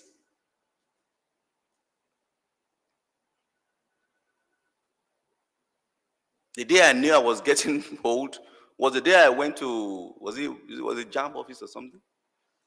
And one young man said, "Bros, please, can you help us fill this form?" Then I look at myself, I say, I've already become bros, you know. So it doesn't, soon people become bros. I'm in my early 50s. So don't think I'm in my 30s or 40s or wherever. But it was like yesterday that I was in my 20s and I was in my 30s. Just like yesterday, the whole thing went like this. So don't think you don't have the time. When did we start January? Just like yesterday. Just like yesterday, we started. I'm surprised that February is already going. So if you don't already have plans, you'll be shocked that we're in June. And then that 1 year is gone. So for me, time is of a critical factor. Very, very important. How are you using it as a younger person? Are you using this time to go online and say, you know what, enough of WhatsApp? Because the time you use, if they do research on the time that younger people use on WhatsApp, and what are we chatting about? Leave him alone. No, it's not true. He's your friend. Oh, yes. LMIAO, or which one was the other one? That's all. Am I not speaking the truth? Yeah. But is that really what we should be using our time to do as younger people? I'm not saying don't do it. I use WhatsApp. But people know that they could send me, I could open my WhatsApp now and I see close to 200 messages. That's their own wallet. I will leave it there. I will scroll and go and see the one that is much more important and respond. Because I can't be sitting down. By the time I responded to 50, what time do I have left? Let's even assume that I use 1 minute for each person. 1 hour is gone. On responding to people on hello, how are you? If you don't, I don't have time for all those hello, how are you? Tell me exactly what you want. I don't have the time. Sometimes I wonder, you know.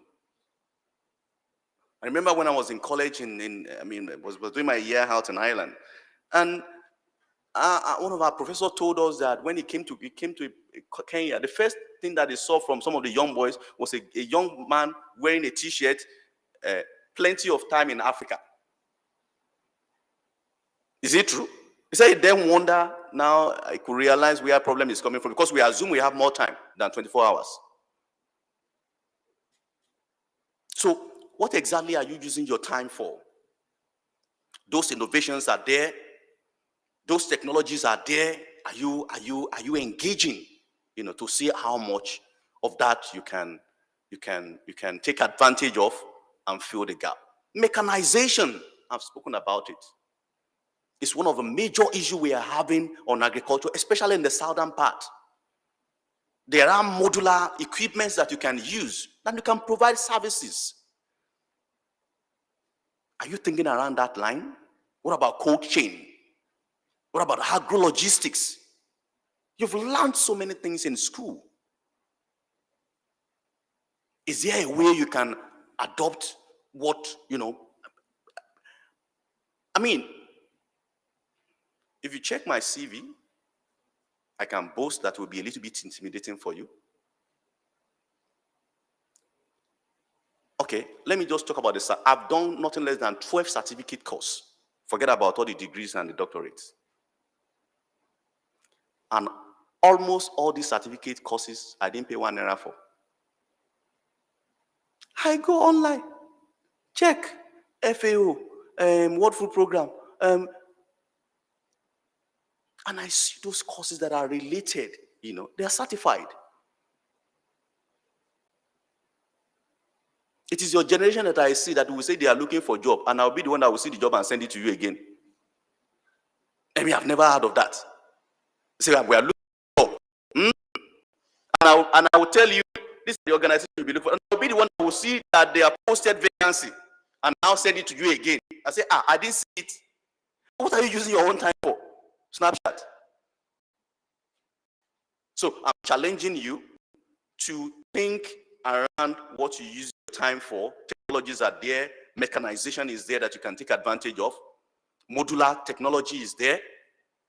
Beyond that, applications, innovations, innovate. We need a lot of innovations in agriculture. And as a matter of fact, many of these things have been done. It's just for you to learn how it's being used. You don't have to. Agriculture is not necessarily, agribusiness is not necessarily sitting on the farm. There are the upstream, midstream, and the downstream of agriculture. Go and check what are all the businesses within all those streams. Like you have in oil and gas as well. Same thing you have in agriculture. And that's what makes agribusiness. There are value chains. There is marketing. There is a whole lot. As a matter of fact, even the crop production does not necessarily mean you could start crop production behind your house. I've seen people using jute bag to grow yam. I started agricultural practices when I was in primary 6 with goatry. I wasn't planning to do it. My aunt gave a goat to me. I was very happy about the goat. Took it to my mom, created a small branch for me. And I breeded that goat to around 30-something goats or so. So as far back as when I was in primary 6 class, somebody can, if they tell me anything, I'll say, please let me go and sell my goat. I will get money from it. You can't bluff me. And they will be saying, hey, So because you have goat, you won't allow us to anymore. Even if they tell me, before they talk, I say, I want to sell my goat. At the end of the day, I don't know who sold all those goats. Because I got immersed in my studies and the whole thing disappeared. But the fact remains that, and it was an urban society that I was living. There's so many things that could be done. Just research. Use your time wisely. You have a whole lot of potentials ahead of you. Now, question you will ask me is that, where is the funding? Where will I get the money from? But do you know what? Every single business that is premises on where I will get the money from first doesn't survive. It is when you have the idea. Do you know how many people are looking for opportunities to put their resources into? Forget about the banks, all this lie thing they are all telling, all over the place. Yeah, it's true. I'm being blunt here, How many times are they provided? What kind of packages do you have for younger people? You said they come and get things with collateral. People that just graduated from university, which collateral?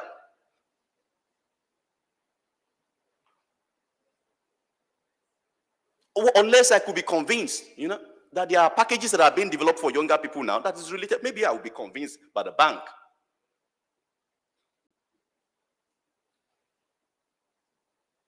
And again, when the bank gives you that money, you run away with it. So there is both sides. I'm not just putting whatever on the bank alone, Or the guys who go and buy Okada rather than use the money for what it's supposed to be used for. Or they have the third girlfriend. And they say they are blow. Blow on, what have you blown? You've not blown anything. We hear those words you use. Blow, all those things,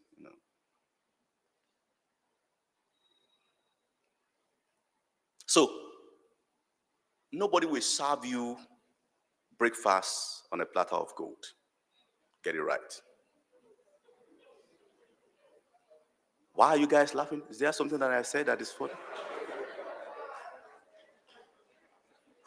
I must have touched something for you to have laughed. What happened? Somebody should tell me something. Because it's the laugh went across. Huh? Breakfast. You are hungry now.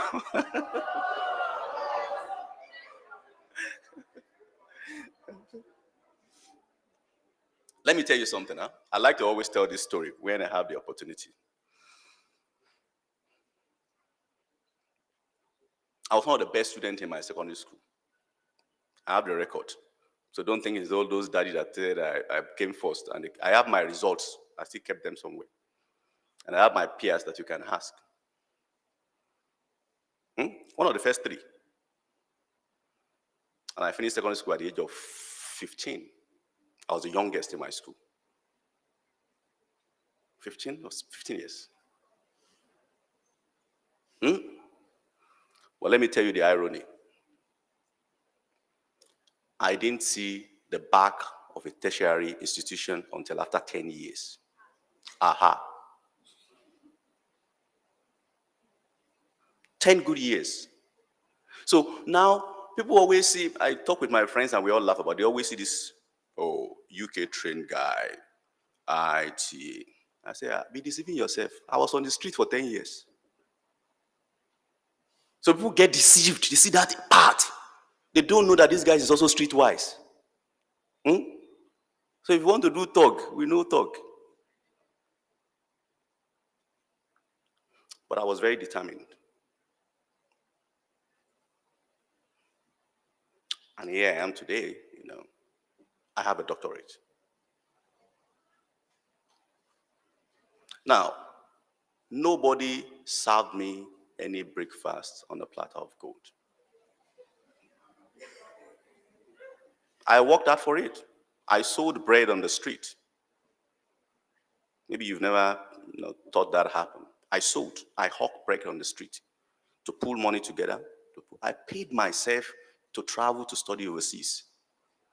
Oh yes. I had 2 jeans when I was in a college.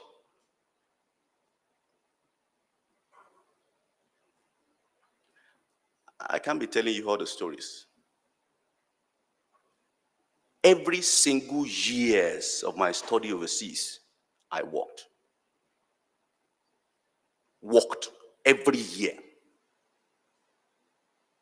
And I still have to ensure that my siblings also come back to England. Of course, which I eventually did. They all came back to England, not all of them, like a good number of them.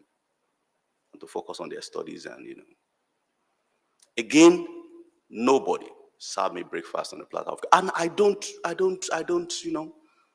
hold anybody responsible. I don't hold the country responsible. What I'm trying to debunk here is get away from that sense of entitlement. That you are entitled to what? We are all entitled to it, and it's very small. They are even cutting it more and more and more and more. It's becoming smaller every day. So you work hard for it. You research for it. You poke your nose for it.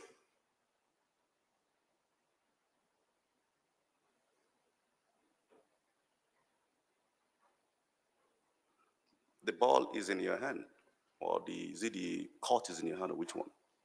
My father told me one thing that I will never forget. He said, young man, no man on earth can make you happy. Never allow any man to make you sad. So what he has told me in that moment is that it is your responsibility. Your life is your responsibility. It's as simple as that. So if you do anything now, people don't make me sad. And the government of Nigeria has not supported us all enough. We march. I don't have time to march. I'll have time to go and think deeply, and say, what is next?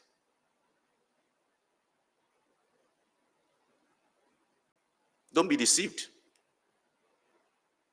There is nothing, it's getting worse. I don't need to tell you, you've seen it all over the place.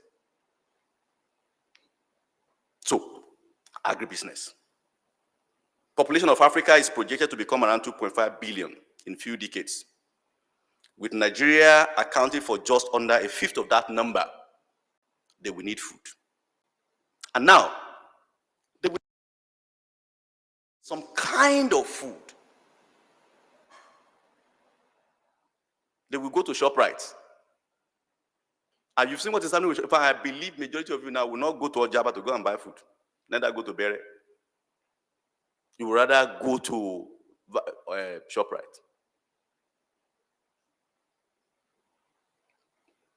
It's nothing wrong with that. It's the class you belong to, middle class, you know. And that is not. It's been these facts there that the middle class within the African society is growing a lot. So when you have a high middle class that is growing, what you see is that they engage more, you know, in a kind of a processed food. I wouldn't have the time to be doing, you know, I'd rather pound yam anymore. If you do pound, then it's okay. But years back, my grandfather would tell you, who are you? Pound, the waiting. So, middle class is growing, and that is another opportunity for you as well. What are the things you can package for the middle class? I'm always very proud of a young man called Shola Ladoja. How many of you have heard of Shola Ladoja? How many of you have heard of Simply Green? Okay, Google Simply Green online. Shola Ladoja is Chief Adewolu Ladoja, Chief Adewolu Ladoja's son. So by virtue of his birth, he should be one of the people that should think that I'm blown. He was still with me a couple of days ago. Come share idea, get knowledge. Two places you will see this young man, most times, or three places, at least two of them I know, where he's marketing his product and on his farm. He has a massive farm here, growing the farm by himself day by day, struggling, working hard. And his product, Simply Green, is becoming a household name in supermarkets now. I was with him. We're having a meeting with the French ambassador. And I just introduced him to the French ambassador and said, did meet this young man. And he said, oh, I do a product. And the ambassador said, oh, so you are behind the Simply Green. That's the salad that I eat. It's packaging to any standard. It's doing quite a lot. And not just him. It belongs to your generation. So it's a choice to take he saw the gap within the middle class. He told me what kind of advantage COVID-19 made for him, because we couldn't import most of the salad. So it became a major market in salad within the country. So are you taking advantage of that?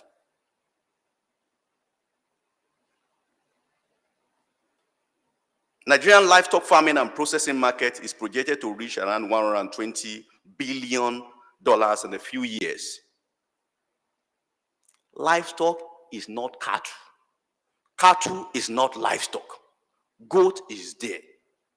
Have you ever thought about, Dr. Ilele, what is this animal that they use for Ileya?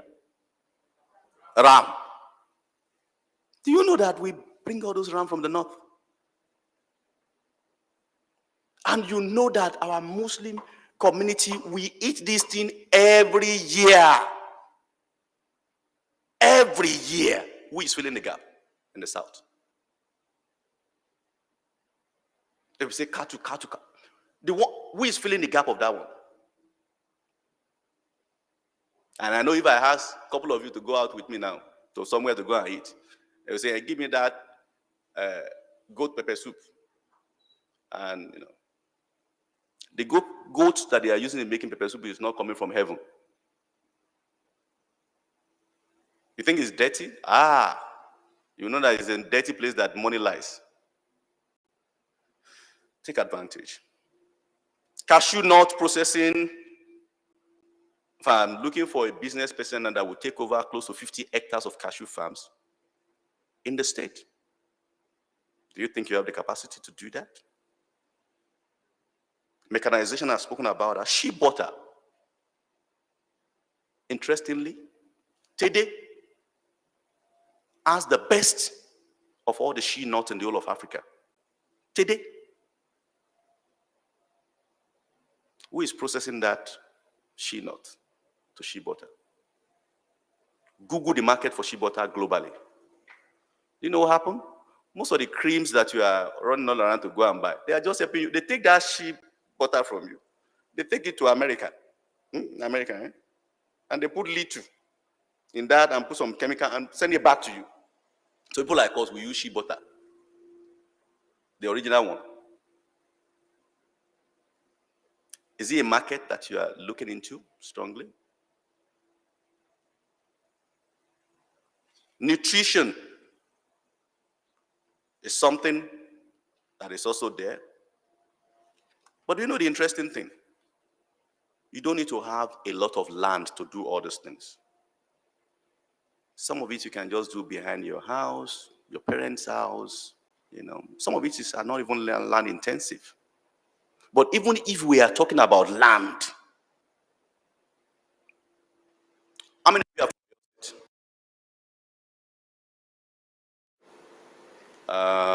can you tell me the total size of Oyo State land?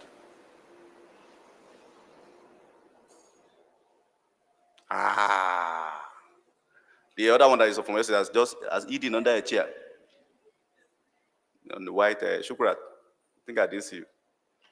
Because you can't say, you now hit your head. 28,000 square kilometers. Do you know what that means? It's bigger than the whole of the southeast of Nigeria. Combined.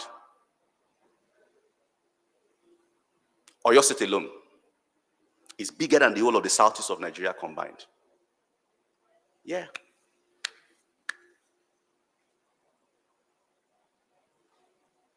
It's bigger than Rwanda as a country. Let me put it in perspective for you. Belgium is just 1,000 or 2,000 square kilometers bigger than Oyo State. Belgium. And over 70% of the land in Oyo State is arable. With two climatic vegetation that you can use in planting almost all crops. I wish I have the same data for other states. Niger State is 3 times the size of Oyo State. 3 times. All what we are breeding in that place are bandits. If you are cultivating your land and you are doing industrial agriculture on thousands of hectares of land, bandits will not, you will see, you'll be looking at bandits like this. Are you talking about water? How many of you have been to Ikere Gorge Dam? You will marvel what we have in Ikore. Travel and see if you have the opportunity. Okay? Don't just go to Dubai. Dubai, all of you. If you ask you now, where do you want to say Dubai or Canada? Do within the country first. Thank God your NYC probably has moved you, for those of you that didn't do redeployment by force. Then you will see what is available in Ondo, in Ekiti, in Enugu, in Imo. I've been to all these places. In Kaduna, Benue, Borno, Taraba. There's no the first time I traveled to Plateau, I was stunned that, is this Nigeria? Are you talking about the weather, the topography, the beauty?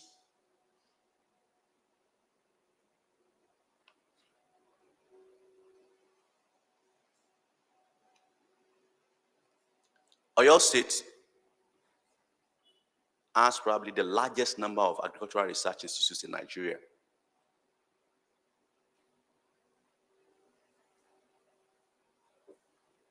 I don't like titles. in this kind of an environment where I'm working, and I'm very mindful of time. I think I have 6 minutes more. The question that people always ask is not your position, not the positions you have held, but what did you do when you are holding that position? So in this organization, IIT, as a matter of fact, I didn't think they give my introduction very well. I also work with IIT. Okay, are you aware of that? So I'm the head of agribusiness for Sub-Saharan Africa for IIT. Okay, so I combine it with my role with Oyo State government as an advisor to the governor and also as the DG of that agency. So you can see that I don't have the time. If I work here as the head of agribusiness, I'm an advisor to the governor. I'm advising him on all the decisions he takes on agribusiness for the state. And I also lead an agency. Sometimes I wonder, So I don't have the snapshot time.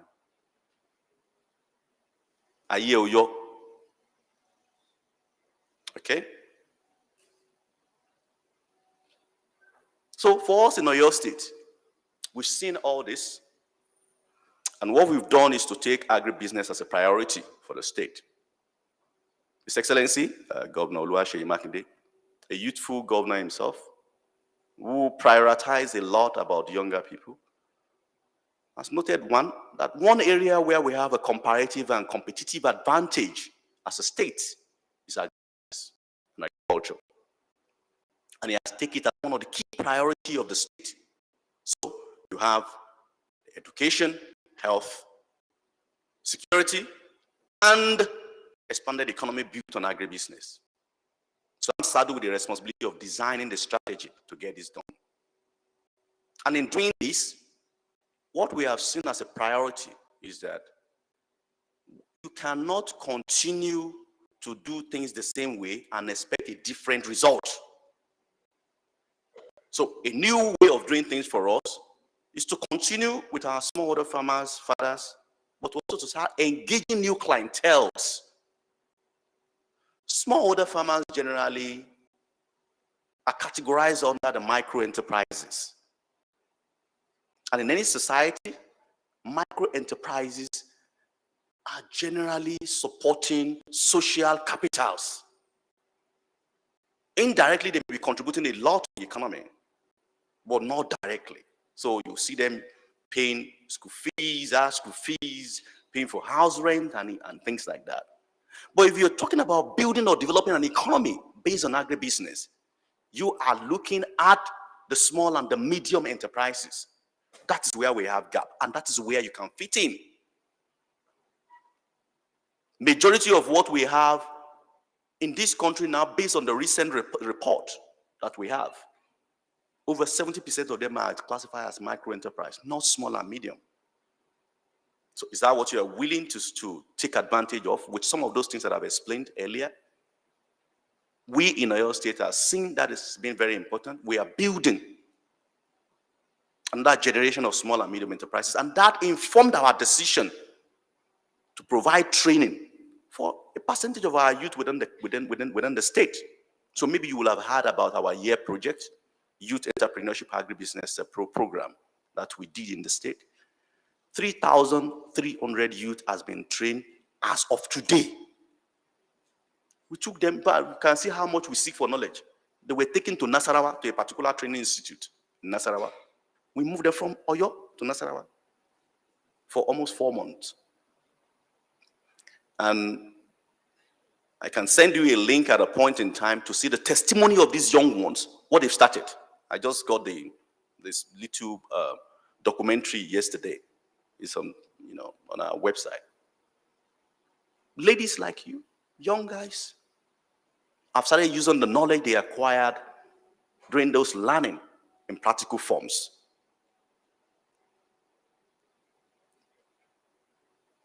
It is only when you are able to do that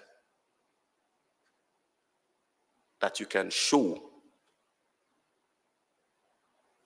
what skill set you can bring into agriculture or agribusiness.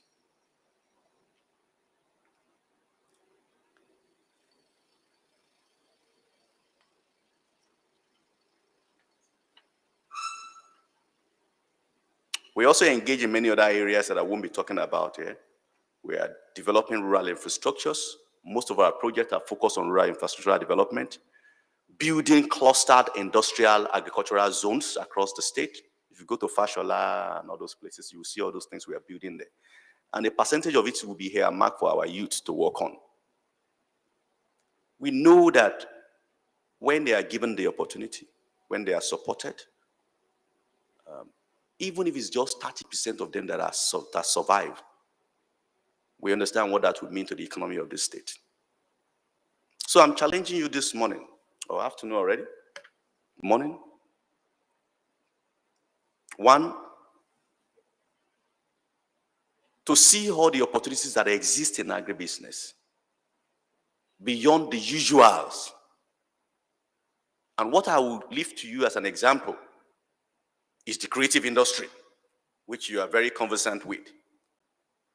And when I said creative industry, I'm making reference to combination of the film industry and the music industry. So I know that will resonate with you well.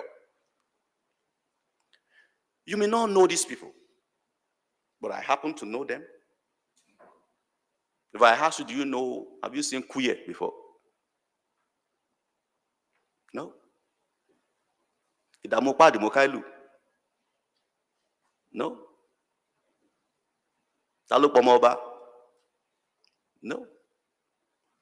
Me Masquerade? No? So there were a generation that were the pioneers.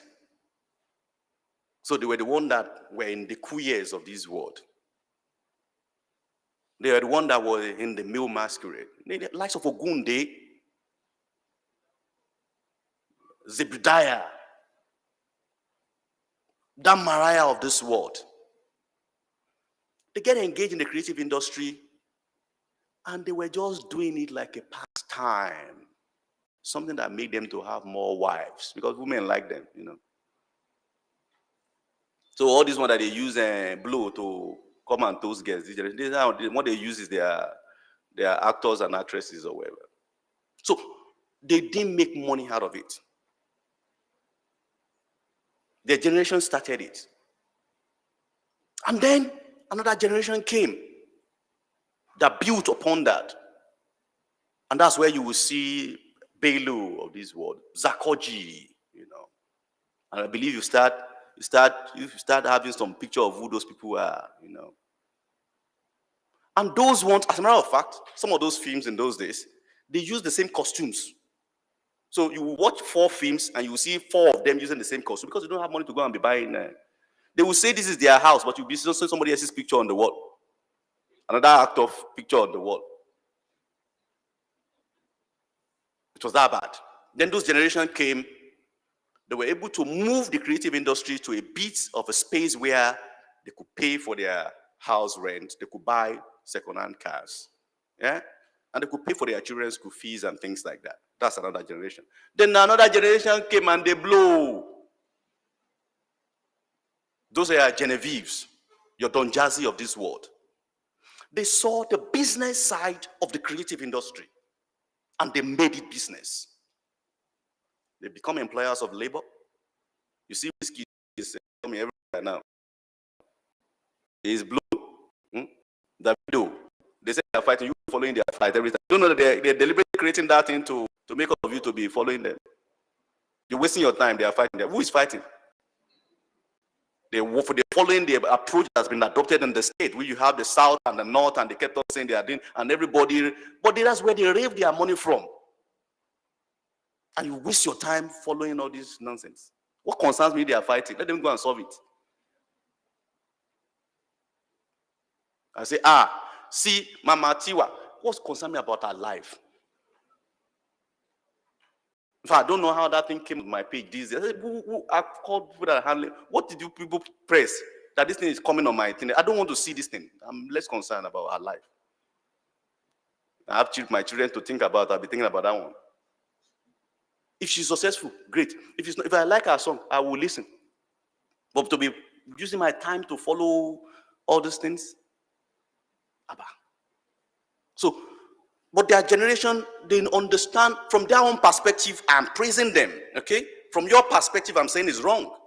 Well, from their perspective, they've used it to expand businesses, and they're billionaires. They understand the business dimension. You go and take your time to understand the business dimension of agribusiness also. Borrow from their leave, Linda Ikeji, and if you see, what's the name? There's another one that I always remember. Tommy Day something or whatever. Tommy Care something. Yeah. Tommy something. This is what you play on your imaginations. And they become wealthier and wealthier every day. Because the more you go there, the more companies sees them and use them as brand ambassadors and use them for marketing. So you're wasting your time for them to grow. If I have 24 million followers, people will be begging me and say, can we advertise on your page?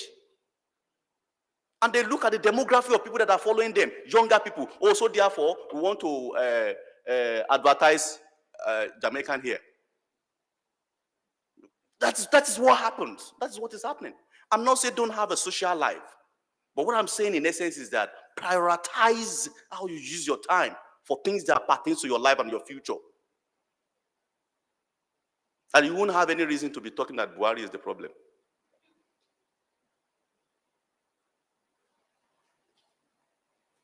Look at innovations. Look at technology.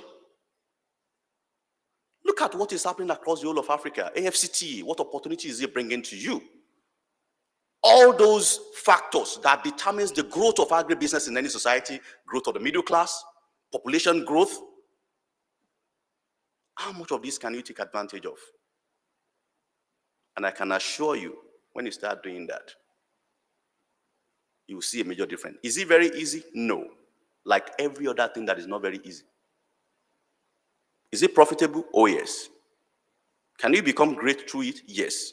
Can you become billionaire through it? Oh, yes. Because in reality, what we can't all do without is food. Thank you very much.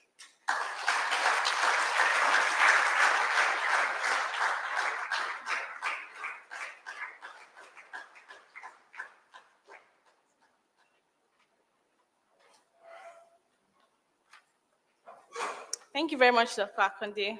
I believe that we all gained a few things. I think it was also very insightful and, interesting. So if we have any questions for him, for his speech, for Oisada, anything related to, him in general, please, now is the time to ask. Good day, everyone. Okay. Good morning, sir. Before asking my question, I would like to list out some of the innovations done by our present generation.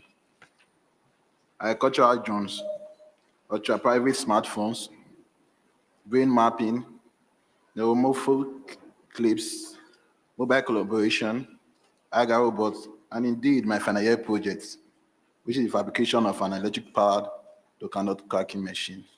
So the question is this, sir. So are you saying that the present generation, which is my generation, are drawing agriculture backward? If yes, please kindly explain to us. Thank you, sir. I didn't get the question right. Okay. Just ask the question precisely. Yes, sir. Are you saying that the present generation are drawing agriculture backward? If yes, please kindly explain. Thank you, sir. Drawing agriculture backward. Because you said a lot of things concerning my generation, which is we are not into agriculture, innovation, that we're all about the smartphones, Twitter, Instagram, stuff like that, which I disagree. Because some innovations done today are done by my generation, and I refuse for my generation to be condemned. Thanks, sir.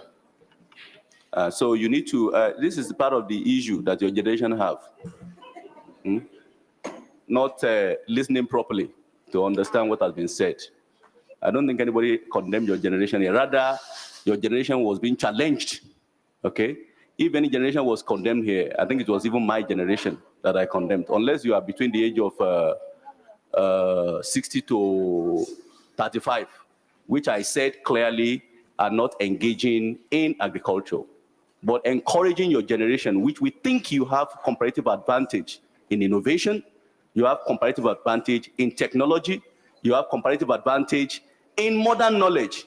However, you are advised to use your time to ensure that whatever you have your comparative advantage on, you are using it much more in agriculture. That is what I think I've said, unless probably you have heard differently. Thank you. So what do you have to say about the society? The society affecting our generation? Well, like I told you, there is no generation that society didn't affect. None. But it wasn't hold on. Even in the most advanced economy, there are generations that are affected by the society.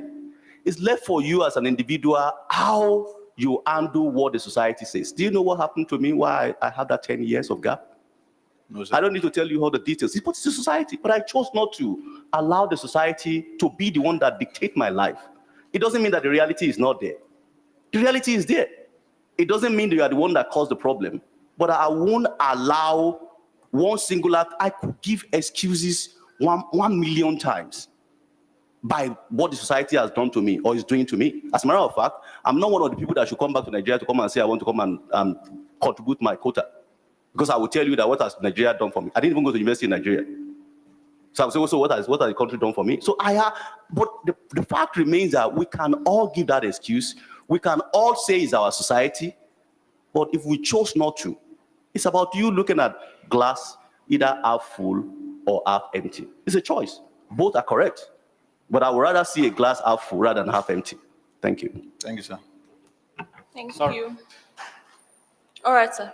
So, thank you, Dr. Akonde. And my brother that's trying to ask the question, I just want to add that each one of us constitutes a society. So whatever is happening in the society, it is each one of us, you and I, that are causing it. Okay? All of us will blame the governor, we blame the president, the minister, all the political leaders. Okay? But when we finish drinking our sachet pure water, we drop it on the road. And we don't want anybody to correct us. So we're also part of the people constituting nuisance to the society. And Dr. Akade mentioned the fact that nobody can make you happy and you should not allow anybody to make you sad. So you take responsibility. All of us must take responsibility. That is when a society can actually be worth living for you and I and for the generations that are coming behind us. Thank you. Thank you, sir. Any more questions for Dr. Akonde? Any more questions? And please ask any question like he's asking. I enjoy those kind of questions. Don't feel any. Please go ahead and ask your question. So maybe I should. Right. Maybe one of the major points that Dr. Akonde raised. I've jotted a lot of things down here, and I think we are still going to mention them when we have the panel session.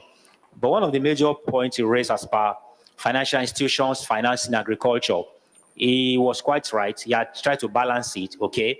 In Sterling Bank today, we have a package that is purely meant for youths and women at just 9%, okay? Without the problem of go and bring collateral, go to your grandfather's burial and bring his head and all of that. That can actually help us, as many of us as are going to be starters. You can collect as little as 250,000. You can collect 1 million, 2 million, 3 million, 4 million, 5 million across the strata of the agri-value chain. So we're going to be talking about it when the panel session kicks off proper. Thank you. Thank you very much, sir. That's very good. Thank you very much. My name is Deji Oladeji Lasaki. Sir, we'd like to talk about the issue of the, though let me, I'm so impressed with your lecture. I'm so impressed. I like the way you dissect everything. I'm so impressed. But like, sir, I would like to talk on the issue of the Nasarawa training. I saw it online and I was like, why Nasarawa? I believe if you're trying to make one or two comparisons between Nasarawa and your state, we are better off than them. But why spending the resources of the state going to Nasarawa?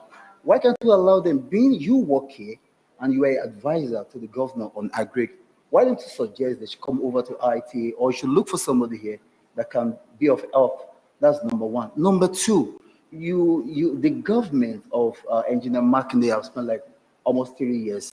And you're talking about the impact of you and the governor on the area of agri sector. Sir, personally, I'm telling you a capital truth. Nobody is feeling your impact in the street as far as agri is concerned. We only see the paperwork online. We are not seeing any Gary from the area you mentioned. I'm not a political analyst or wherever. I'm not a politician, but I'm being objective about it. It's only paperwork. We see it online. We are not seeing anything as far as what you're doing, sir. I don't know how you do. I'm not trying to attack a person. I'm just trying the gospel. No. These are good questions, and it's always nice to have feedback from citizens of the state, either as resident or as citizen. So, but I will help you out in both. Let's start with the Nasarawa one. You obviously know that if I will have any preference for a place to be trained, it will have to be IITA, okay? But we went across the whole of the country, and that is by far, and I challenge you to go and look at this. It's a private-owned company, it's not national government, by far. And I'm saying this here on IITA ground. The best place that I've seen for integrated agriculture. My word, integrated. IITA has mandate. What people don't know is that all research institutes have their mandate. You won't find IITA engaging in crops that is not its mandate. For example, rice is not IITA mandate. Okay? Livestock is not IITA mandate. International Livestock Research Institute, ILRI, has the mandate for livestock. Rice is under Africa Rice. IITA is under what we call the CGIAR, okay? And they have close to around 13 centers there. So if we are training youth across all the value chains, we need to look for a place where we have integrated agriculture, meaning that you can engage in cassava crop production of all crops, including vegetables. If we're talking about vegetables today, it is only, I think it's NIOT, Dr. Idili, that has mandate for vegetable. So you can't take them from NIOT and bring them to IITA and take them to, far, but we did the cost analysis. It's cost effective to take them to where they are now than, taking them all around. We had a national plan to train them here, but it was very, very difficult. So that's for you to know. That facility, CSS integrated something, you check it. I was there, I checked the facility myself, and I agreed, that we should go out with that training. A bit of a risk, because to be honest with you, taking people traveling all the way down, we were praying that nothing will happen, but we can't wait. You understand? We're going to close over 10,000. But by the time we are doing that, we are also developing our infrastructure locally, where we'll be able to engage in such training. I don't know how much you know about place at Awe. It's not yet Uhuru. I know the Wash will tell you that it's not, but there are so many things going, and that is the place where we are open to build, for, pardon? I'm surprised, hold on, have you been to the place and you see the place yourself? So if it's no picture, you've not been there. So if you've been there, hold on, let me respond to you. The Wash is here. So they lead some of the things there. I have seen what is being done there. I saw the fisheries. The goat tree is currently there now, okay? There's a processing center within that place. Cassava of over 50 hectares was planted last year, which is being processed within the same facility. But I can't be giving you this minor or whatever data. But if you go there yourself, you will see. Now, let's go back to the issue of impact. What do you think that, where we are, even in terms of crop production within the state, is just coming as accidental? It's not accidental. I'll guide you quickly through a process that is being adopted within the state, so you know. And I will ask them to give you some of our strategy here. You said, oh, you've seen it on paper, you've not seen it in practice. Again, I challenge you to move around when policymakers say things, to go and see things yourself. When you finish today, go to a place called Fashola. Go and look at the industrial hub we are building on the 1,200 hectares within that location. Go there, go and see it yourself. Walk inside and go and see the crop production that is good. We won't be, you have a government that is a bit conservative. Now, maybe what is expected, and I try to debunk that here, is the way agriculture was being done. That is not what we are doing as a state. Maybe what was expected is the usual distribution of input to smallholder farmers that they distribute to farmers and they go behind to go and buy from them or collect from them, and we are not seeing any result. That's not what we are doing. We are shifting to what is called industrial agriculture, okay? And industrial agriculture, you engage in revamping your rural infrastructure. I said it here. If you said you have not seen anything that is happening, you saw it saying money, do you think it just happened? That's one. It's saying roundabout again. If you look at it up to Ojo now, do you know that the road is currently being done? What are the critical issues, structural issues for agricultural farming? You have rural infrastructure as one. You have the issue of market as the second one, okay? You have access to finance. You have the access to innovation. What those industrial hubs will be doing for the farmers now, because factories are being built inside of those places, is that, and those factories are being taken over by private companies, is that within every region that you have an industrial hub, farmers don't run to anywhere to sell their product anymore. Ibarapa, and I will use Erua as an example, almost all the cassava that we are producing in Ibarapa today are being processed in Ogun State.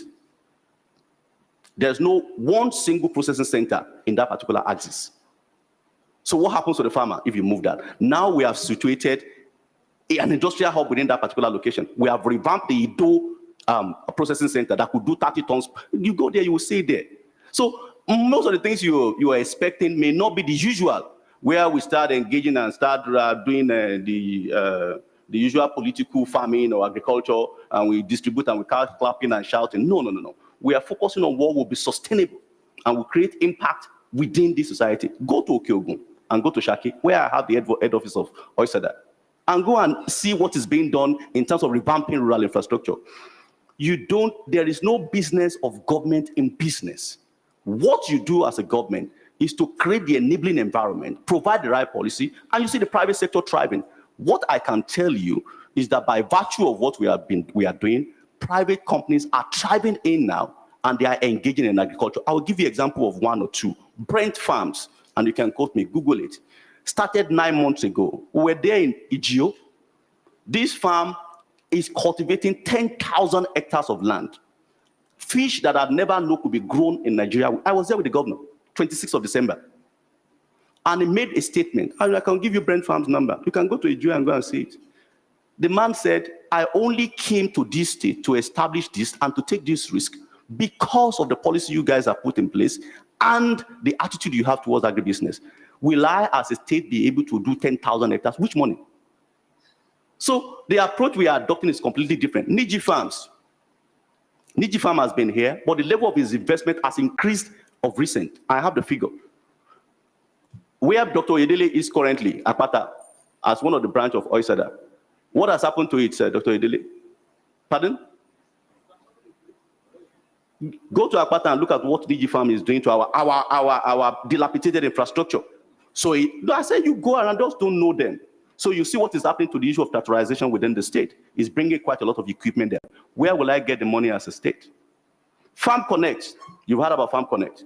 Farm Connect only came to this state during the advent of this government. And it came because of the policy we put in place, is working closely with us on digital agriculture. Beyond that, diverse numbers of private companies that I have. Simply Green that I've just mentioned to you is growing his farm here in Oyo State. They are marketing the whole product in almost all the supermarkets. So we are not the government. Not the government that wants to do political statements.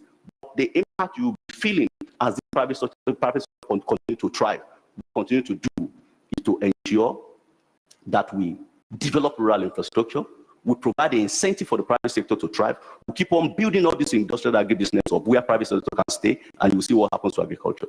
But if we want to do it the way it's been done in the past, that's why we are seeing the results we've been seeing in the past 10 years or 20 years. Even across the whole of the nation, this is taking a different dimension. Maybe you may not be aware. The African Development Bank is signing an agreement with the government of this country. And the industrial revolution is taking place in agriculture because a good number of states has agreed to do that. Of course, I know about 7 that is going to pilot that. And so even African Development Bank will not be channeling their resources towards industrial agriculture if it's not the way to go. We have started ahead of African Development Bank. The one that African Development will be doing here is going to be built around that cluster of Ijaye, Monia, not too far from Monia. So if you said a road is built, I also challenge you again. if you've traveled that road before, look at economical activities around that area and the economical activities that is going on in terms of agriculture now. You'll be surprised what is taking place. Just drive through. They are still at the elementary stage, so you will see all those. And take that, the roundabout from saying, as if you are driving towards Izioyo, and see how dead the economical activities are in that area. Then go to the end where we have started the road and see how economical activity has started thriving again. That is what you call building the economy of the state. Okay? That is what you call building the economy of a country, not the usual nonsense they've been doing for many years. I hope that provides a response to you. Well, I would like to talk about Awe. Yeah, the government, the agribusiness park at Awe is a partnership between IITA and Oyo State government. Well, government I'm not a politician. I'm telling you what we are doing at Awe. And you are a friend of IITA. I can welcome you at Awe to see what is happening. Well, Oyo State government gave us power supply with solar system worth 90 million naira. And we have 247 power supply for all our enterprises. They also gave us a backup with a generator, diesel engine generator. At Awe, we have poultry, we have goats, we have rams, we have catfish production. We have trained hundreds of youths at Awe, you understand? So one thing is the loan for starting business, but a very important aspect of agribusiness, like I mentioned in my presentation earlier, is the technical skills. From experience, we have realized that even some youths have recorded increase in their agribusiness enterprises because of trainings they received. Well, we know that when they get loan, it makes it better, but training itself is helping them to do, at least a good percentage of them, to do better in agribusiness. So at Awe, the government has supported, and they are still supporting us. And we have even the cassava processing, the cassava production. We planted maize last year, we planted soybean, and we are increasing all our enterprises this year. It's a partnership between state and IITA, and those things are on ground. I am not a politician. I'm telling us what is on ground. Thank you. Sorry to say that I'm not a politician as well. Sir, you are. You work with it. You are. So, Mr. Edu, there's one question I would like to ask also. It's like all this your achievement, I don't know where you're trying to, all this thing is not known to the public. And I don't know, maybe you have some selective of people that you invited, to train. Is it open for everybody or just selected people? Or is it people that are close to the government or people that are close to the only IIT? Or is open to the general public? Sir, before you talk, sir, so there's something about this government, unlike other governments. This government does not shout. Because other governments, when they make small road, they will post the bills all around. They will start doing radio adverts, television adverts. Maybe if the government has been doing that, people will know what is happening. So I was at the Fashola facility. Sincerely, not to talk of the plantation established, even the structures putting on ground. My prayer since that data has been that I pray that upcoming government, Sheyi will use 8 years. I'm a fan of Sheyi. But after that, yes, I say that. I'm not removing that. So Sheyi is my church member. I'm not removing that. So after that, yes, I stand to know to be corrected, sir. After that, my prayer has been that the government that will take over, I pray that they share the same vision, because that's the only thing that will make us to really enjoy it. Because all these that are capital expenses that once established will take us many years. Look at the years they have built Cocoa House. All the revenues generated from Cocoa House now, the date since they have made their money. So all these are capital expenses that will take us many years. This is what this generation should be tagging along with. Thank you. Now, I can assure you, sorry, quickly, I can assure you that if you go to where he said, you'll start talking like him. It's as simple as that, So, and so I understand why he's passionate about it. Just go and see it. So we're not telling you whatever we post online, or just go physically and go and check, and you make your own conclusion. But the fact just remains that you are right. It is not the government that shouts. Maybe at the point in time we'll start, talking about it. But what the governor has said is that It is not his personal money. Why should anybody praise him? It is the state fund, he's just utilizing it well. So he's not sending anybody to go and do any propaganda for him. If people that are around the area sees it, great. If they don't see it, they will tell people to go and look at the place. So that is what is going on. How many times have you seen them profiling the light up that is taken on? You probably don't hear it anywhere, but it's happening. You know, how many times have you seen even all this, the 3 core transfer area they are building at Iworo, then whatever? Nobody talks about it, you know, as far as it's concerned. I mean, I was with him in Cote d'Ivoire just a couple of weeks ago, and we drove around, went for a meeting and for the AFDB meeting, and we're driving around. And when we're driving, you know, he said, look at it, this is light. And people said, we're doing light up, we should be talking about it. He said, this should be normal. What is the big deal in having a light? This should be something that is normal to everybody. You know, so for him, it's not the usual. I'm being honest with you, I'm not a politician. I'm not allowed to be political. I don't have a political, what do we call a party card. You know, so I'm not kind. But I'll be honest, if I see what any other political party is doing in another state that I'll praise them for it. It doesn't matter to, for me, it's about development. My background is in development. And when I see it, whether it's I say this anywhere, and I'll close now, you know, I say this anywhere. My wife, if I have an opportunity to employ her anytime, any day, I will employ her. Do you know why? A woman that came out with first class and the best graduating student in her university and did a master and had distinction, you can't tell me that I can't employ her because she's my wife. And that is who she is. Exceptionally brilliant. I don't even have first class. And she had. So you're telling me if I have an opportunity that is good for her. But if she has come out with top class, to be honest with you, if she's much more than my wife, I won't employ her if she can't fit in terms of experiences to that particular position. So just to be able to explain to you. Not as if anything is wrong with top class. Huh?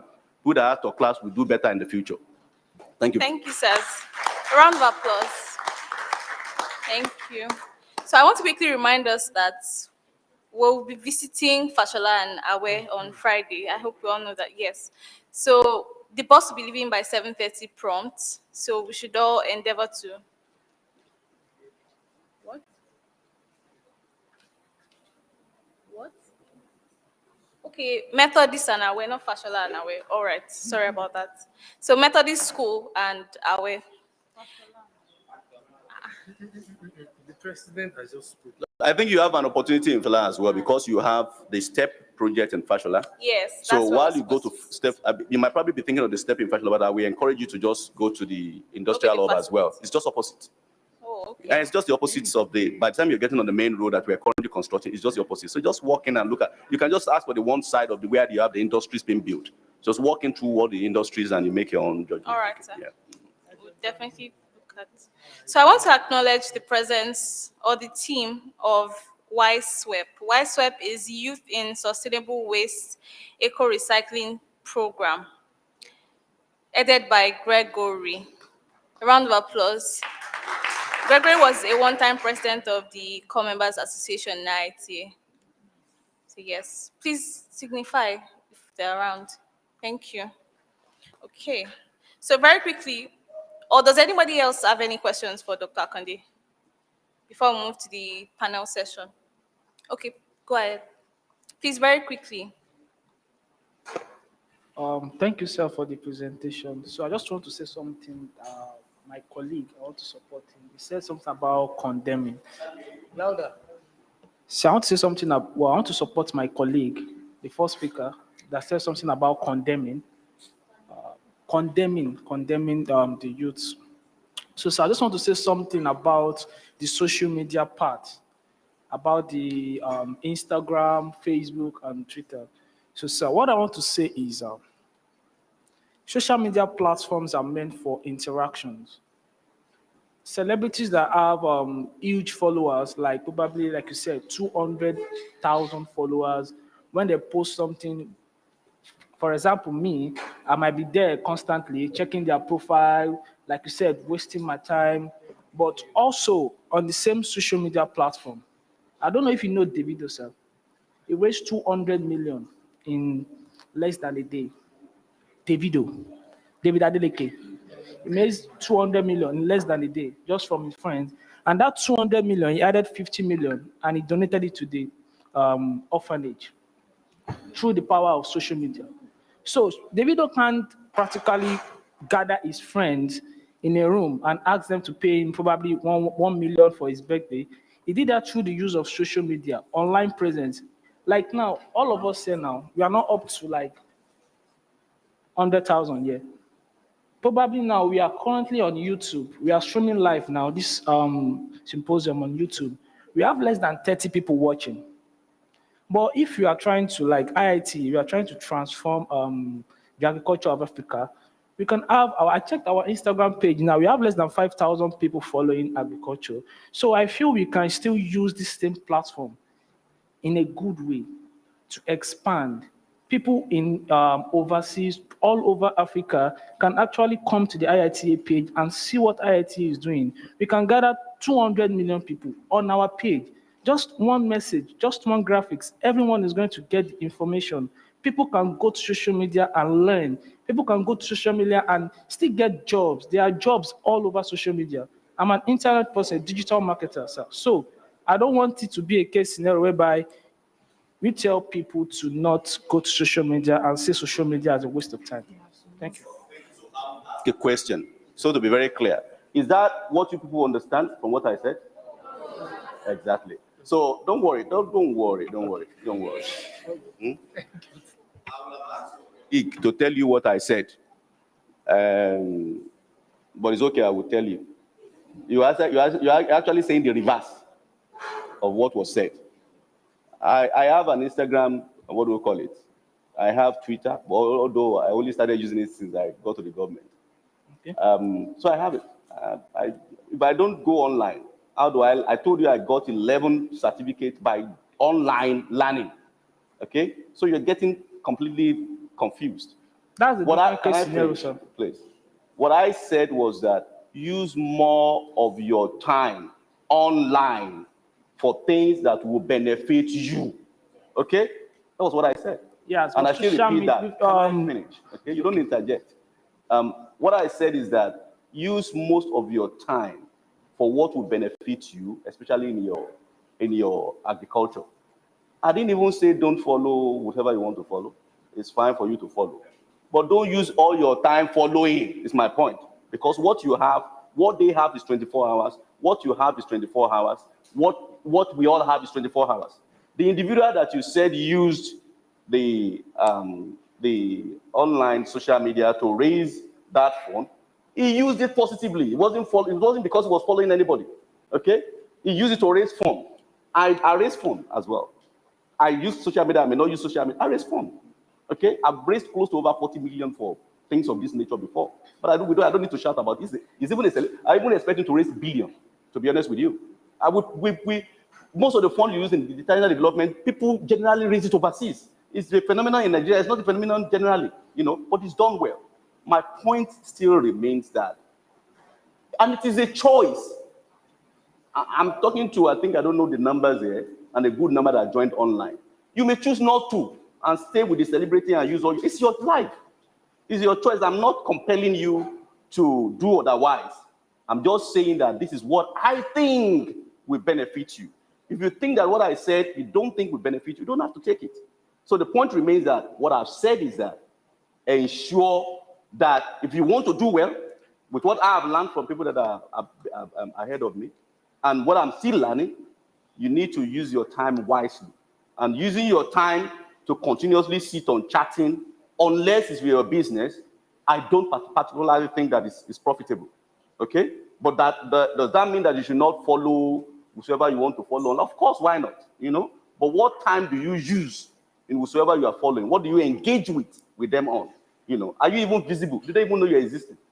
It's like when you are doing all this, doing Arsenal and Man U, and which one? And sometimes people become so fanatical about. I'll be blunt. I'll be blunt with you. I'm fanatical about it. I ask them, do they know you are existing? Do they even know you are existing? That you say, about we are Manchester. I don't say don't join a club. I supported one or two in the past as well. But don't be fanatical. Don't take all. These guys are playing the football and they are handling their billions. Okay? You are using your time to debate and do things around them, and you are losing the time that is meant for your own personal development and growth. But in terms of using them as a social means, does that? Yes, of course you can. It doesn't mean that once in a while you can't sit and watch the game, but when you become so fanatical and that is what all your life is all about, then it becomes an issue. So, in essence, what I'm saying is that I still retain that use your time wisely, but at the end of the day, is a choice. You know, you may either accept it or reject it. Thank you. Okay, thank you, sir. All right. Okay, so we'll just move on to the panel session. We've exhausted a lot of time whilst we were answering the questions. So I will invite the first panelist. Sorry, if they have any question that they want to raise, they can write it and give it to you. I will joyfully respond to them. Not in this your session. I can write my responses and give it to you. Okay. All right. Okay. So if you have any questions, you can note them and we'll pass them to him. So the first panelist, a representative of IITA Youth in Agribusiness, Ms. Eniola Olanrewaju. A round of applause. Then the second panelist from STEP, Ms. Omolade Musadoluwa. The Director of Agribusiness and Regional Manager for Ibadan Region, Oisada, Dr. Edele Kunle. Then the Head of Credit Risk and Agri Finance, Sterling Bank, Mr. Akinolu Olatunji. Finally, we have a youth agripreneur, Ayotomiwa Ogunsua. Hope I'm pronouncing that right. So how this is going to work is it's going to be very interactive. If you have questions, you just throw it directly at them.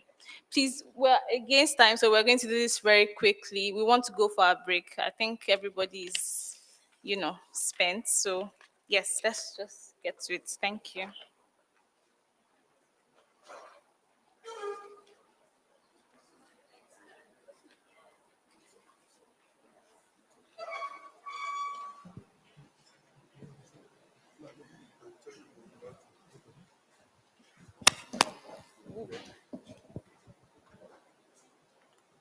Okay, do we understand what we're doing now? Because nobody's doing anything. Any questions? We have somebody from the bank, somebody from STEP, somebody from IYA, from Oisada. Any questions? Okay, well, I have a question. And this is directed at Dr. Oyedele Kunle. Sorry, sir. So my question is, seeing as Oisada is an agribusiness development agency, what do you have in place for we core members that are just finishing our service here? Do you have any laws or any package that we can take advantage of? How does the government support us if we want to go into agribusiness? Thank you so much. Let me first congratulate you on this edition of your week. Without wasting much time, let me also say that the Director General, who also doubles as the Executive Advisor to the Governor on agribusiness, has said much about the various programs and projects the agency is banking upon. However, I will still go ahead to answer your question about the opportunities available in your state for investment in agribusiness. A number of projects and programs are with Oyo State government to our office, Oyo State Agribusiness Development Agency. The DG has spoken about the Youth Entrepreneurship in Agribusiness project, in which the state is currently training 3,300 youths to take opportunities and investment in agribusiness.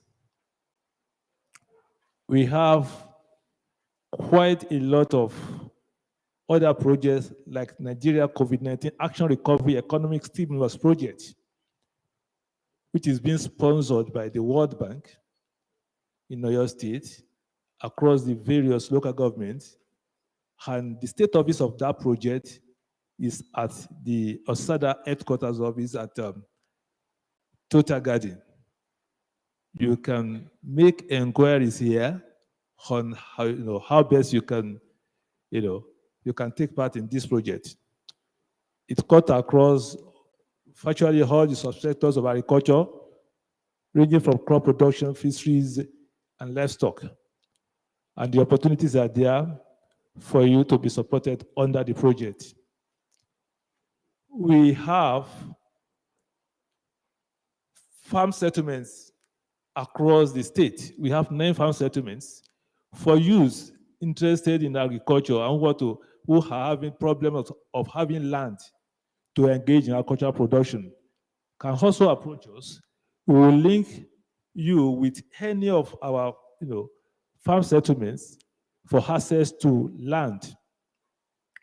This is also available. We have the Agricultural Extension Services Department, who is supporting prospective farmers and even operating farmers with extension advisory services on various areas of agricultural production as a means of supporting them, to guiding them and providing them with necessary information that can assist them to engage profitably in agricultural production. This is also there. We have several other projects like the roofing project, who is also building the capacity of farmers and prospective farmers on various areas of agricultural production. In a nutshell, a whole lot of areas are available through which we can support prospective youth, to engage profitably in agricultural production. Talking of even the development business plans, we have a whole lot of units that can guide you on how to develop business plan for investment in agricultural production. A whole lot of areas. Talk of fisheries, talk of livestock, talk of agro-processing, talk of direct crop production. We have facilities through which you can be supported and be guided to engage profitably in agricultural production. And like I said, and like DG said the other time, Oyo State has over 28,000 hectares of land, kilometers square of land, which is more than the entire five southeastern states, and 84% of this land, is cultivable, So that tells you that we have vast amount of land through which the state can use to support you in case you have limitation in terms of access to land. These opportunities are there, and they are numerous. So, and it is important that you approach the office and for further inquiries in case you have any lack of knowledge about all this. The opportunities are there. We have the Directorate of Extension Services in the Ministry of Agriculture is there. We have the farm settlements there. We have the 3 crop development units there. All these are providing support to to prospective and even operating farmers. In terms of input in the state, entirely if you go to the business district in Ibadan here, all the farm inputs is there. In fact, there is the office of what we call OSAIDA, Oyo State Agri Input Dealers Association, in Answer Building there in Dugbe there. So a lot of facilities is here in Ibadan.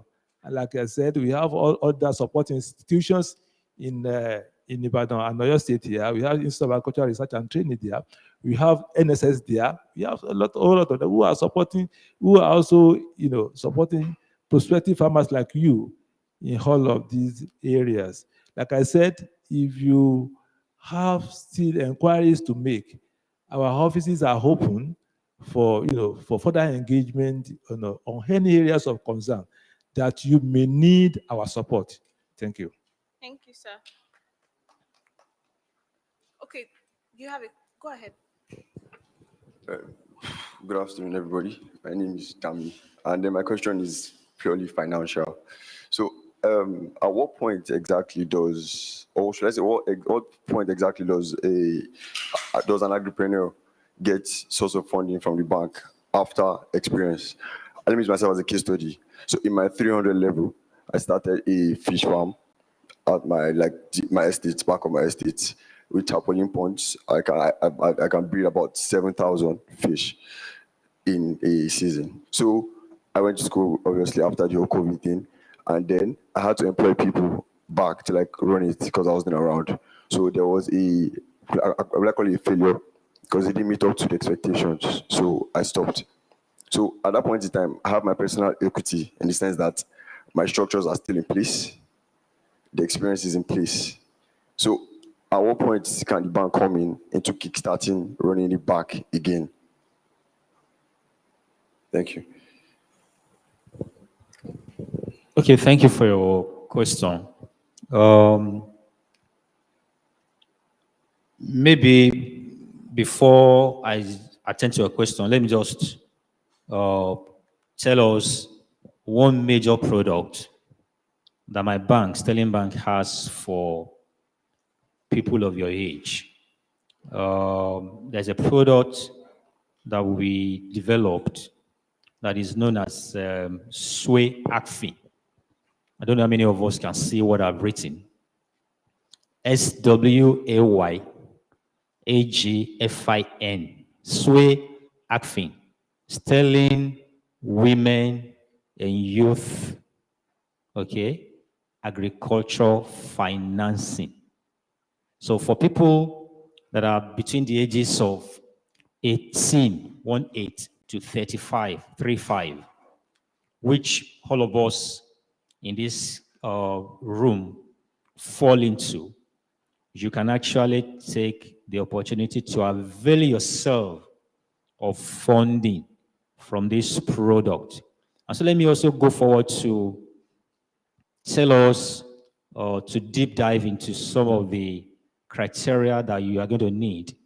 You can open an account in any of the Sterling Bank branches from north to south, from east to west. If you live anywhere around the country, just go to the nearest branch of Sterling Bank, open an account in your name. And if you have a registered company that you have registered, you can also open an account in the name of that registered company. Okay. So the loans are segregated for people that are individuals. We call you smallholder farmers. Okay, smallholder farmers, you can get from 250,000 to 5 million naira, depending on your proposal. Okay, across the agri value chain. Could be fishery, could be poultry. Poultry could be layers, could be broilers. Broilers is you are raising those birds so that after 6 or 7 weeks or 8 weeks, you supply them to people that will process and slaughter and process them and turn them to meat for people to consume. For layers, they are purely for laying of eggs. For cattle, there's what we call the ones that are we call cattle fattening. For some of us that read agri, cattle fattening. And there is also cattle for dairy, whereby you make the dairy, just like the Fulani women. That's for cattle. We have sheep and goat.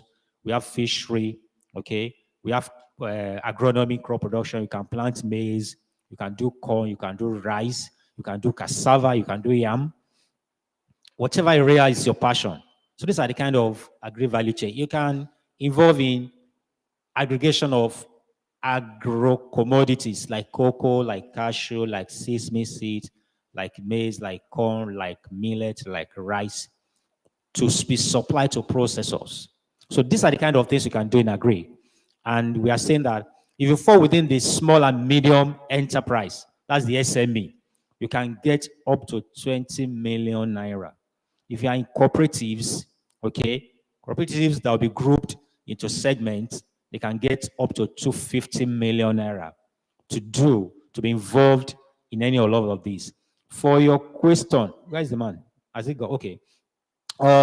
Recently, there is a program that CBN actually encouraged commercial banks to develop a product that will involve undergraduates that are involved in agriculture. Okay, so there is a product that can be used to finance you, but my challenge is financing undergraduates that will not bring any security, nothing. If the project fails, who bears the brunt? So we need to sit down with you. If you know that you're an undergraduate, you're 300 level, you want to do fishery, we'll sit down with you, we'll advise you, we'll plan with you on how you can run it successfully. Okay, of course, we're going to leverage on some of the experiences you have got. If you are a starter, we will put some things in place for you that will actually guide you from falling into any pit in such a way that your business can be made to be successful. I don't know whether I've been able to answer your question, or there are some of the other gray areas that any one of us want to raise at this juncture. Has your question been answered? Okay. Is there any more questions? Let's go ahead. Okay. Sorry to ask. Fellow youth corpers, do any of us know the organization called NAFDAC and the FCC, something like that? We all know now, Shebi. But why is it that there's no team? Like we don't have a team in Nigeria actually that's actually in support of creative ideas from youth. All we hear about is politics, this and that and that. So my question is, don't you think there should be a team that's actually in charge for supporting youth with creative ideas in Nigeria? Not about loan. No, we're talking about loan. Yes, I know that people are scared. Maybe your money will just go away like that. But don't you think that failure is not an excuse for not succeeding, something like that? Even if you fail, try again. The money that the politicians are looting and stuff like that, you put into agriculture, even if it does not work out, but still, you've practiced something. I've results. Am I communicating? Huh? Okay, thank you, sir. I don't know whether I should react briefly. Okay. There are programs that are targeted at youth. Dr. Akande mentioned something about creative industry. The Central Bank of Nigeria actually has a program for the creative industry, the musicals, the Nollywood, all of those people. Okay, so if you know that that is your area of passion, you need to seek out for the Nollywood and join them and begin to talk to them. Okay, but the kind of thing you're saying that politicians are looting money and blah blah blah, instead of them to, this is not we won't be able to talk about that, because none of us there is looting money, and we are not really, we don't belong to the political class. But for youth program, I think government from state to state, they have programs targeted at youth for business, for investments, for learning, and for all of those things that can actually make our lives to be better. Thank you. Okay. Any other questions? Let me also add that the percentage of interest rate for the products we are trying to showcase, soya feed, is just 9%. Is a single digit interest rate. And CBN also, in their intervention funds to support Agri, is also not doing more than 9%. So there are opportunities for us to actually tap into any of these credit facilities to start something or to increase what we had already started. Thank you. Thank you, sir. So I have a question for the IITA and STEP representatives. So we've been to programs. How do we, as core members, get involved? How do we help? What can we help with? What do you have in place for us? How do you take people in? What criteria? I hope it's not too much, but how does it work? I would give an answer for the STEP aspect of IYA. STEP is like a branch of IYA. IYA deals with youth generally, like 18 to 35. But STEP specializes in from ages of 8 till 18.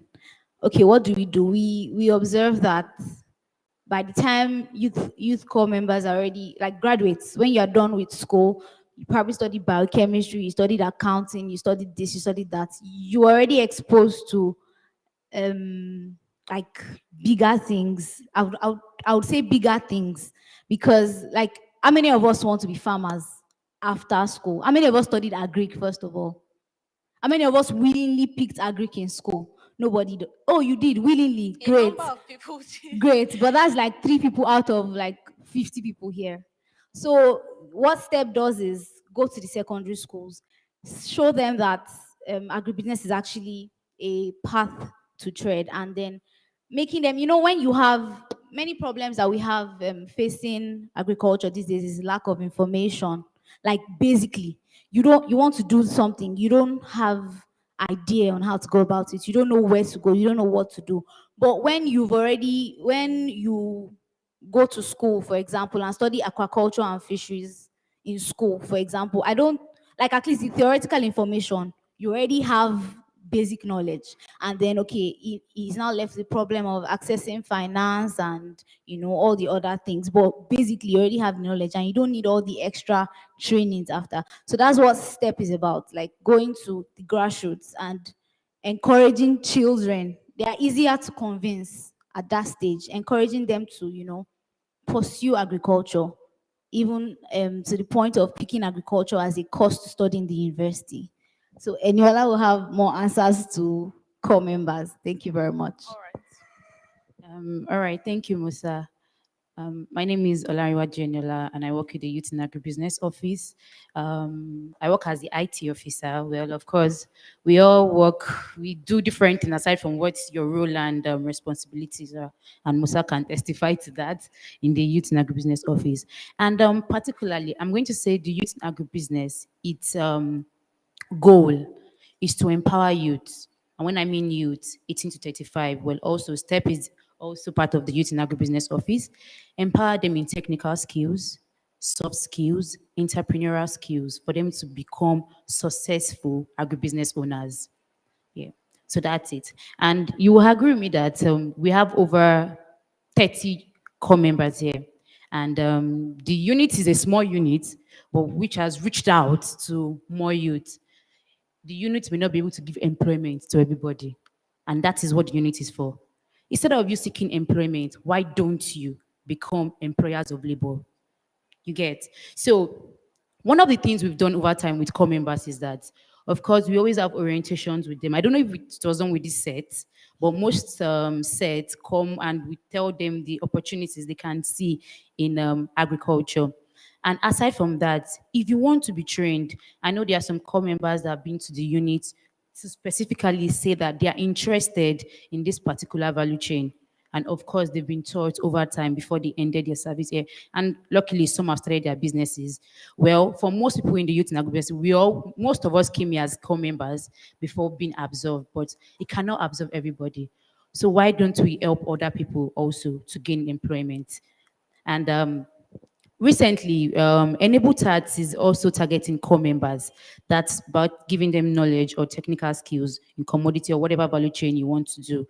So, and I'm going to say very soon, an online program or online training is going to specifically for core members and not just in Oyo State, everywhere. So if you have identified any, okay, I'm going to say that for every set that I've served here, they've always identified a particular point where they can help out.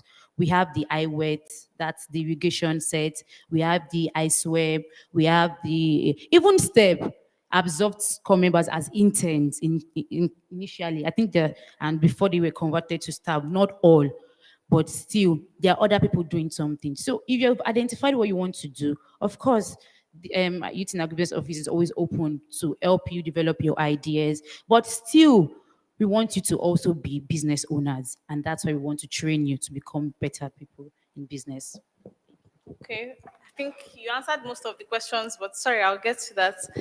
I asked, I know that you cannot obviously employ all of us. We're 63 actually in the hall, but a number of us may actually want to get into the program. So how do you take in people? Or is it that you don't recruit at all? I mean, you've said you take interns, or at least at some point. Is it that you don't recruit anymore? Or you're still using the same staff that you have? Okay. When you mean recruitment, I don't understand that part, but recruitment simply means training. That's all you do. Yes. What are the people that you train? Or the people that train the people you want to train?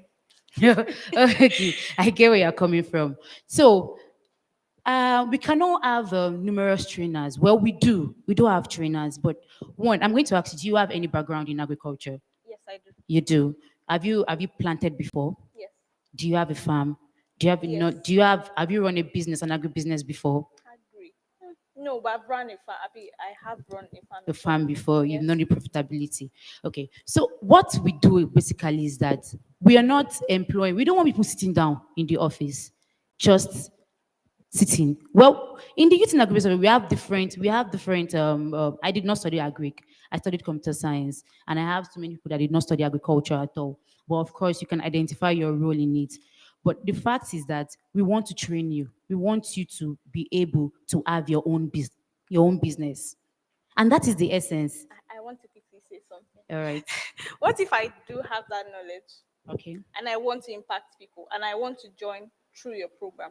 You want to impact people too. Yes. If I want to train, or if I know that I have that knowledge and that experience and To the tr- expertise, yes, to train. To train others. Yes. Yeah, of course. That's why I said you can always walk up to the youth in agribusiness office. If you've identified, you can always walk up to the group. So how does it work since you've said that you do that?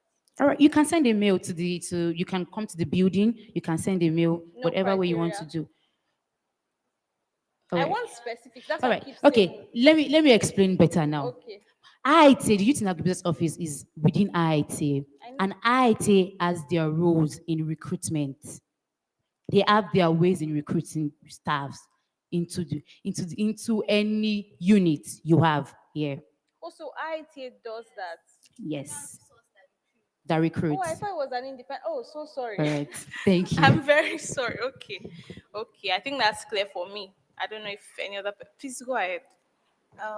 I thank you very much for how you answered that question because you cleared me on some parts. So, but I want to ask, you keep mentioning about trainings. Are there periods for this training, or if I want to be trained on a particular aspect of value chain, I come to you, you train me individually, or do you need to tell me that at a certain point is when we train people in this aspect? So that's what I want to be cleared on.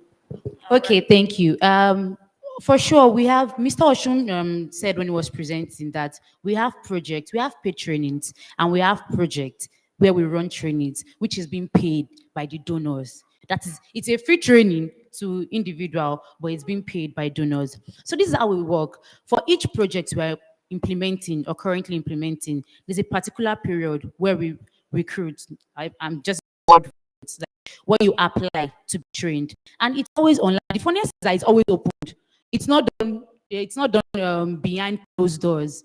It's online. You register. You get, of course, there's some criteria we look at because over the time we've been in existence for more than 10 years or 10 years, 10 years this year. We've realized that we want to put more emphasis on impact-based training than number-based. We just don't want to shout that we've trained 50,000 youths and they've not had any impact. So why don't we put more effort in recruiting these youths to be trained? So there are opportunities for you to be trained. They're always online. But if you are interested in a particular value chain that you want to learn, you can always come to the unit for that.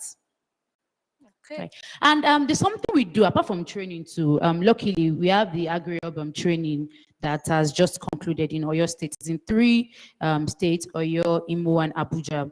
And the one in Oyo was just completed recently. And after the training, it's what we call internship, where you can have experiential learning. That's hands-on practical. Of course, during the trade, you have your practical, but you want to know how this business is being run over a period of time. So you can always come. We have different enterprises. We have enterprises in our way, Mr. Oshun has said that. We have enterprises here on campus. So if you're interested in any value chain that we are trade that are mandate crops, of course. Well, we do more than IIT's mandate crop, but we have some crops that we specialize in. If you can do that, then you can be trained. Yeah. Okay.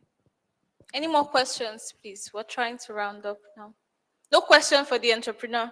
We have a youth agripreneur here. No questions for him. Any more questions before we round up the morning session?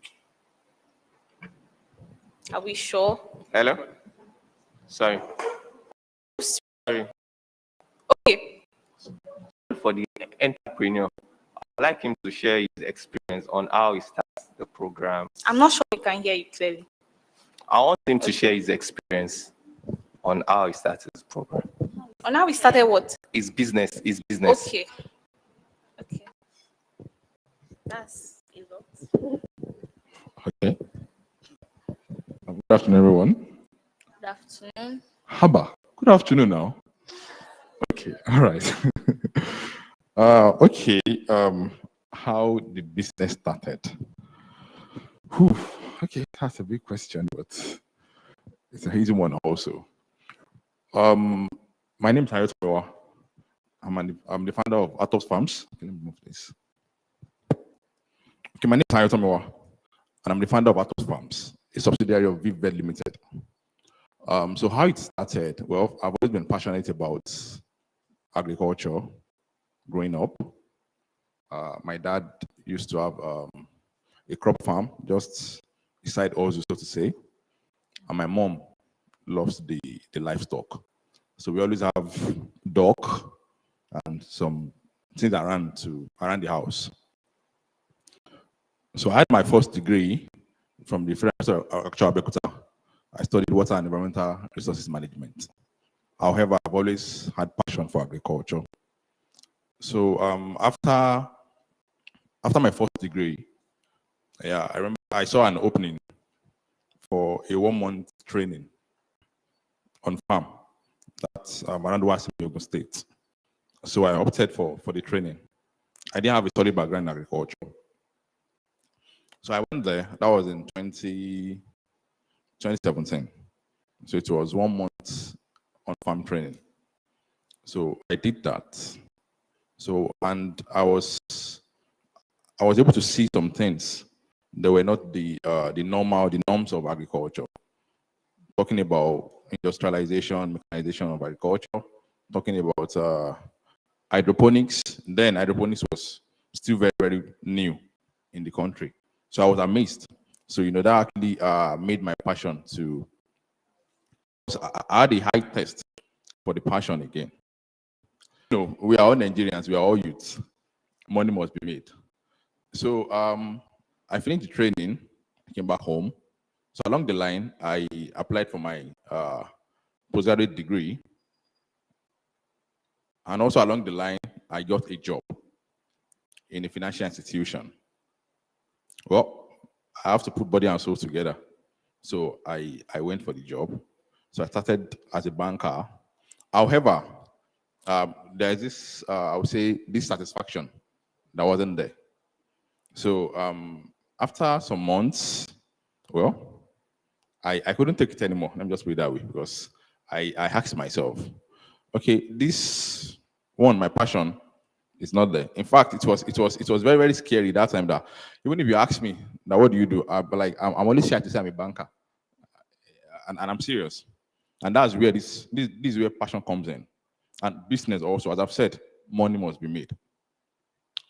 So and at a point, I was already rounding up my postgraduate degree, my master's degree. So I can take this risk now. Let me take this risk. So I resigned from the banking job. And as God will have it, I saw an opening, Enabled IITA AFDB, sponsored for a training. So I applied. So I got interviewed. and I was selected. And I remember on the day of the interview, I was like, you, and a banker now. So I came with suits and everything. I was like, you, are you sure you want to be a farmer? I said, Abba, I want to be a farmer. I said, really?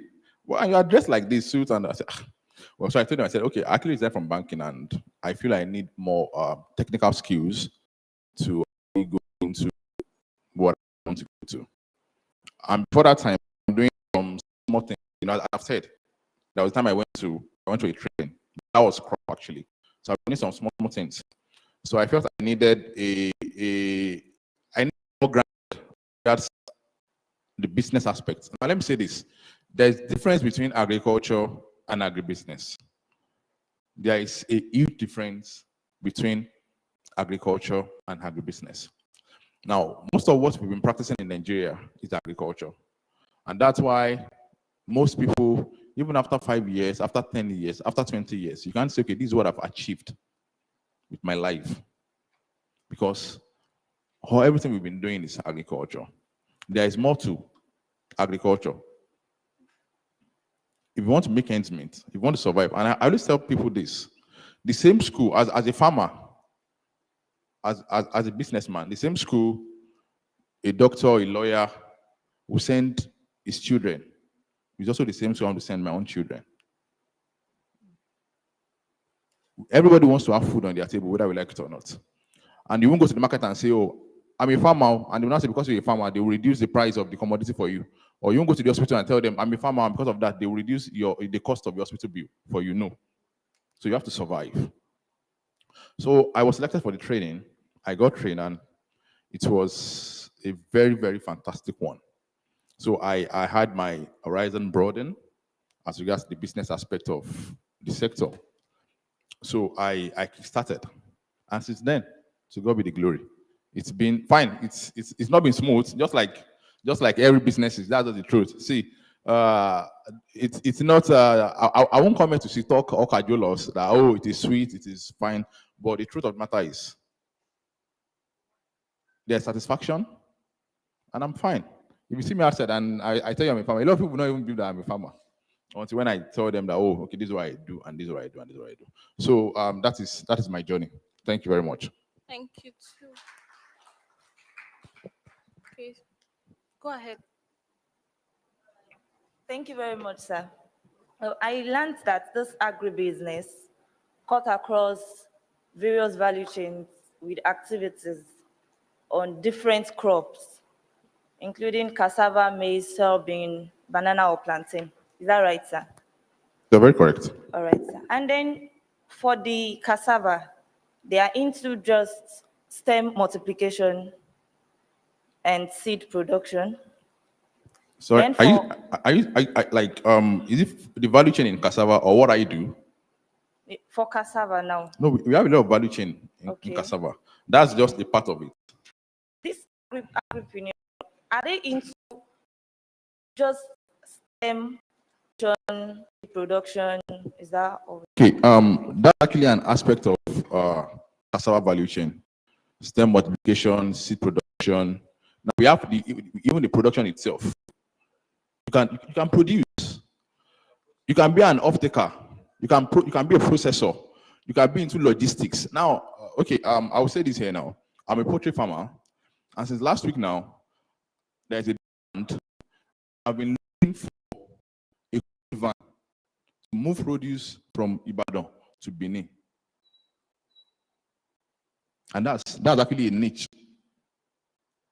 A cooling van to move produce from Ibadan to Benin, because I don't want to take the risk of using bus. And it's not readily available. So you can go into agricultural logistics. You can go into storage. We don't have storage facilities in Nigeria. That's the truth. That's why we're having a lot of post-harvest losses. So you can go into storage. You can go to agri-media. A lot of us here we are youths. You can even go into content creation, agricultural content creation. It's possible. Thank you very much. Thank you, sir. Before we round up, any last questions? Go ahead. Hello? Yeah. He has said so much, saying the difference between agriculture and agribusiness and the various areas of engagement where you, as a practitioner in the field of agriculture, can engage yourself. Let me give you specifics. When I was in university, my professor used to engage me in writing a lot of consultancy for World Bank and other development institutions. Today, I work with Oyo State government. I studied agri-economics. The experience I've gathered from my supervisors then, it is now for me now to now use it, even as a civil servant. And on my own personally, I've taken a lot of international consultancies, which even pays me more than my salary. And these are things I do in the corners of my rooms. Currently, I'm writing a feasibility study for French Development Agency as a member of a team. And you know the pay I take in that something is even more, my daily pay for that assignment is more than my monthly salary with Oyo State government. And when I do all this, it's one of the resources I use to sponsor my child in Canada for university education. You know how much that costs, that it cannot be afforded by a civil servant in Oyo State. It's not possible. So what we are saying is, we said the theme of this conference is agribusiness, prospects, opportunities, and possibilities. People are poor. You know the definition of poor? Pass over opportunities repeatedly. Do you get what I said? Pass over opportunities repeatedly. You have opportunities around you, but you cannot see them. So you just walk around complaining, looking for jobs, because you have not been able to identify the opportunities around you and you take advantage of them. We are saying, as you are going out as a corp, there are plenty of opportunities around you. We are saying you are in IITA. There are opportunities and privileges that you can take advantage of inside there that you can use elsewhere when you leave the system. I do not want you to be poor. I do not want you to be part of people that pass over opportunities, when they see them. I urge you to take advantage of them. Thank you. Please go ahead. Yeah, thank you. My question is concerning STEP. So what I learned is that STEP, the first thing is renovation, from innovation then to agric. So now my question is it that STEP, they based on agriculture just to train the students, or firstly they have to renovate, maybe if the laboratory is not that okay, they will need to renovate before introducing agriculture to the students? That's my question. Thank you. Okay, thank you very much. So STEP has 5 major intervention points. We are training students on crop and mechanization, value addition, livestock production, science, and ICT, digital agriculture. So usually, and our target, because right now the project is sponsored by the Oyo State government. So we are going to government secondary schools in Oyo State. Now, usually when we get to the schools, they usually don't have anything. You want to teach a student how to process cassava, for example, and they don't even have an home economics room where we can equip. They don't have water supply. They don't have electricity. For example, Fashola did not have electricity. They didn't have water supply. They didn't have anything. So usually to pass on the knowledge is very difficult. That's why the rehabilitation comes first. Now, the rehabilitation is not compulsory. Like, for example, we went to a school in Oyo, Mount Olivet Baptist School. The school already has everything. They have an ICT room. They have an home economics room. So in that kind of school, what we will just do is maybe buy a few equipment and use it to train the students, right? But in many schools, it usually means nothing. And then the Oyo State government has been able to sponsor the rehabilitation. So that's why there is rehabilitation. Yes, and then the science aspect, that the laboratory, many things that go on in agri, like there's a science explanation to it. And then their laboratories are not even, they don't even do practical. Okay, for example, now I'm the laboratory technician for STEP, and I've been able to train the students on food tests, for example, like presence of carbohydrates, presence of protein. And then you want to train the students on food tests, but they don't even have a lab. They don't even have reagents. They don't have anything that you can use to train. So there's nothing we are doing there if the infrastructure is not available. That's why there's a rehabilitation aspect in STEP. I hope I've been able to answer the question. Thank you very much. Last question for me. Thank you so much.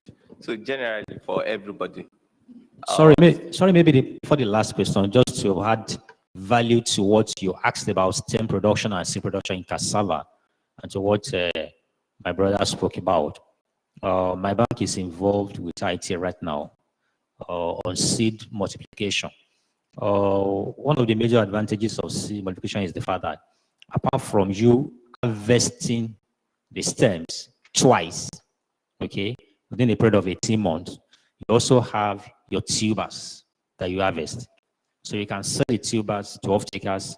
You can also sell the stems to off-takers. That will actually bring more money to your pocket. Thank you.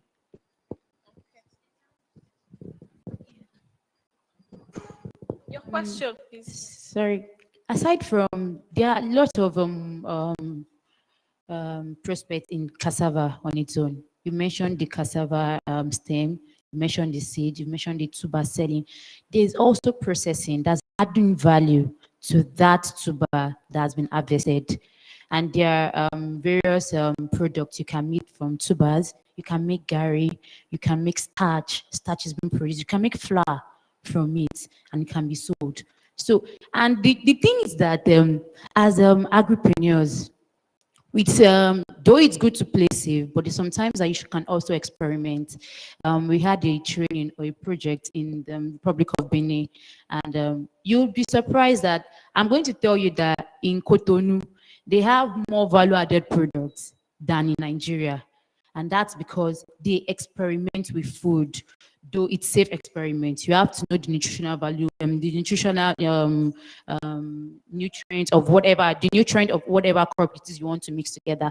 I don't know, have you heard of soy gari before? That's soya and gari. Some people mix pineapple with gari, and it is very coconut with gari. That is different from the normal gari you are taking. So you try and just when you're adding value to your product, aside from the whole crop production and sales of products, raw materials, you can also add value to it and experiment with it. Whatever crop it is, even if it is maize, even if it's cowpea, whatever it is, we have this cowpea. You know, people sell bean flour, which some people add pepper, onions, dry onions mixed with it. So you can experiment so that you can have edge over some others that are already in that industry or in that value chain already. Thank you for that. Let's have a final question. Okay, my question is, like everyone of you have engaged with the youth. What has been the major problem in engaging with the youth, please?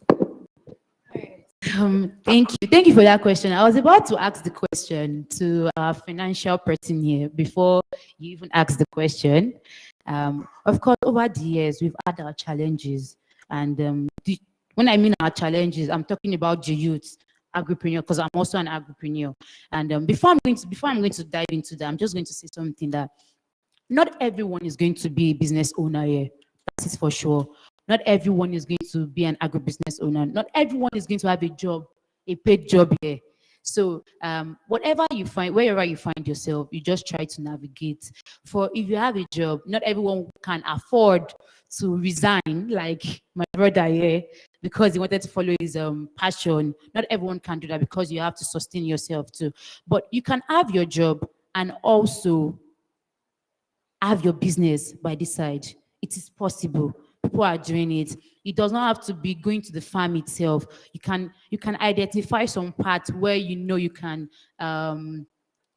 give your own quota to it. It can be marketing. We have online. There are marketers that they don't even know what is it to grow cassava. And if they market products for you, you'll be surprised that they can market a pen and you think it's more than that. You can add anything you want to do in the line. You can be an accountant to a firm or to an agricultural firm. You can do anything in the agricultural value chain. So it is not a must for you to have your own farm.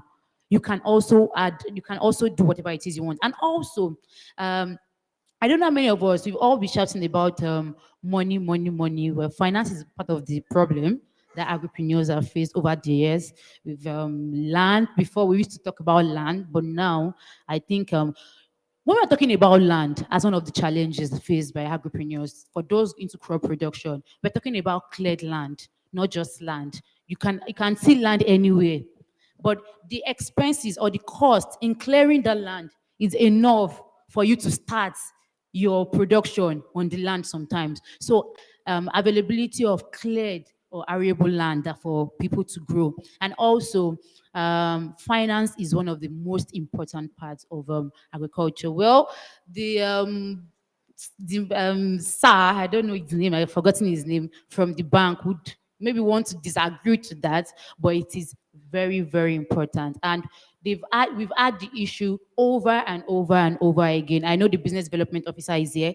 He can speak more about that, whereby you train 1,000 youths, just even for 100 to start. They are waiting for loans. They are waiting to collect this loan to start, but it is not available. And I know you've said, sir, that there are opportunities and there are projects that you're working on from Sterling Bank. But I know we've been on back and forth to Sterling Bank since last year.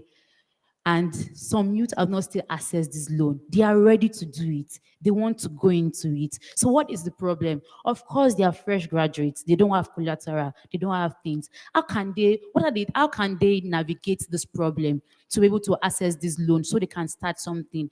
Before he answers that, I'm going to just mention some other things. Aside from waiting for loans to their ways, we have the crowdfunding. There are a lot of institute, I will not say institute, there are a lot of businesses that do crowdfunding for their business, for their firm. And I know I do it for myself because I work, but also I have my side also. That's in agriculture. You can explore exportation. I'm involved in exportation of mushroom. Not me, it's not only me. We have like a group, exportation of mushroom. So how do you do this? When they came, I had no knowledge about mushroom.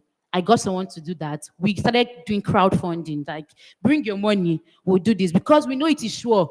They are ready. They give us the seedlings to plant, and after they offtake. So you just get people to plant in various locations, and from there they offtake. You get your percentage, but you should be careful of high percentages. But you get your percentage at the end of the month or at the end of 3 months, the deadline, and you get what you. So you don't have to just wait. Get little money, experiment at your background, sell the little you have, so you know that when you have 5 hectares of land, you can go. So aside from finance, again, one of the experience we've encountered as agripreneurs is business is not easy. Of course, we know the first 2 years, the first 3 years, you're still struggling to make your money because it's not as if you're going into it and it's a gold mine, and that's over a period of time. But you're not just going to it the first year and you think you're going to start driving a very exotic car or you're going to start looking so rich. It does not work that way. So we've realized over the time that perseverance is important. Most youths cannot persevere. They are not patient enough to reap the fruits. That's it. Once it's 2 years, of course, there are challenges. Sometimes you would plant, maybe your plant is infested by diseases or whatever, or pests. You'll just be discouraged because you feel that's the end. But if you do it all over again, you realize that over 5 years, you just said that's just a setback for you, that you can actually do more and gain more, and also explore. Think of innovative ways to do things. I don't know how many of us know that the tomatoes, we know different tomatoes we have in the market, right? You know, most of the time, this part, we always just call some tomato outside tomatoes. And those are the round tomatoes that are red. And we have the Yoruba tomatoes, the long ones that always sour. Why do people prefer the outside tomatoes, which is more expensive than the Yoruba tomato? Why do people prefer it? Because of how it tastes, because of how it makes you. So you cannot just sit and look for new technologies that will make your harvest more, that will give you more money. You cannot just stay somewhere. Research, ask for seeds that there are a lot of people, there are a lot of seeds, hybrid seeds and all the rest that can give you more yield. You research, okay, if I sell this tomato, will I get more? So you just don't sit and feel, aside from land, from finances, you should also learn to persevere, and you reap the fruits later. All right. So Okay, sorry, coordinator. Eniola has said a lot of things, and a lot of things she has said will have been part of my giveaway to you. She has talked about discipline. She has talked about the fact that you need to persevere and all of that. So if there are people that have gone to Sterling Bank among us, or within the step in IITA, and they have not been attended to, let us know the reasons why they have not been attended to, okay? Because I believe that once you're able to meet all the criteria, there should be nothing stopping the bank from attending to you. So please let us know. I'm going to drop my card. Do I give Eniola my card? Okay, I'll give Eniola my card so that they can call me and I will talk to the RM, the relation manager concerned, about the issue. So I don't know whether we can give our parting words right now, coordinator. yes, yes. Okay, so there are a lot of opportunities in the agri business, just like Dr. Akonde and all of the people that have spoken about. It now depends on you as a person, whether you want to develop a passion in any of the agri value chain. Okay, a lot of agri value chain. If you begin to number them, we could count more than 100. I don't know whether I'm right. You can count more than 100. So you can get trained up, okay, to actually identify which of the value chain that you want to, which of the value chains you want to actually get involved in. And by the time you are serious about it and you persevere, it takes time. Okay, you don't start a business this year and you want to make millions of naira the next season. No, it takes time. By the time you continue to do that very thing that you do from time to time, over a number of years, you become an expert over it. Okay, and as you become an expert over it, you gain experiences that other people that are here to come into that business could gain, and you can talk from a point of authority. She also mentioned about crowdfunding. Let us be very careful about crowdfunding. Because when you want to invest 100K in a business, in an agribusiness, and they're promising you 40% per quarter, 40% on 100,000, just on a straight line method, they are going to give you 40,000 naira on your 100,000 per quarter, 3 months. You don't need to stay, you need to run away. Because I'm yet to have an agribusiness that can give such a return on investment of 40% on a quarterly basis. So a lot of people have been involved and they have been duped because those agribusiness people could not afford to meet such a mouth-watering offer. Thank you. I don't know whether any of the panelists also have a parting word. Unfortunately, we're actually out of time. This session is supposed to end by 1 p.m. Sorry. So sorry. We have to go for our break now and we'll reconvene by 1:45 for the afternoon session. Thank you very much, our panelists. Thank you for your time. Thank you, fellow core members. What? You want to say something? What? Oh, sorry. Okay, I think Precious has something to say to everybody. Okay, thank you everyone for being patient. We are done with this session. The next session will be for just core members. Then we'll have representatives from STEP and IA. Thank you very much, our panelists. Thank you for your time. Please, at this juncture, we'll be taking a group photograph outside. Please just come with your nose marks outside. You could also stretch your legs afterwards. Thank you very much for your time.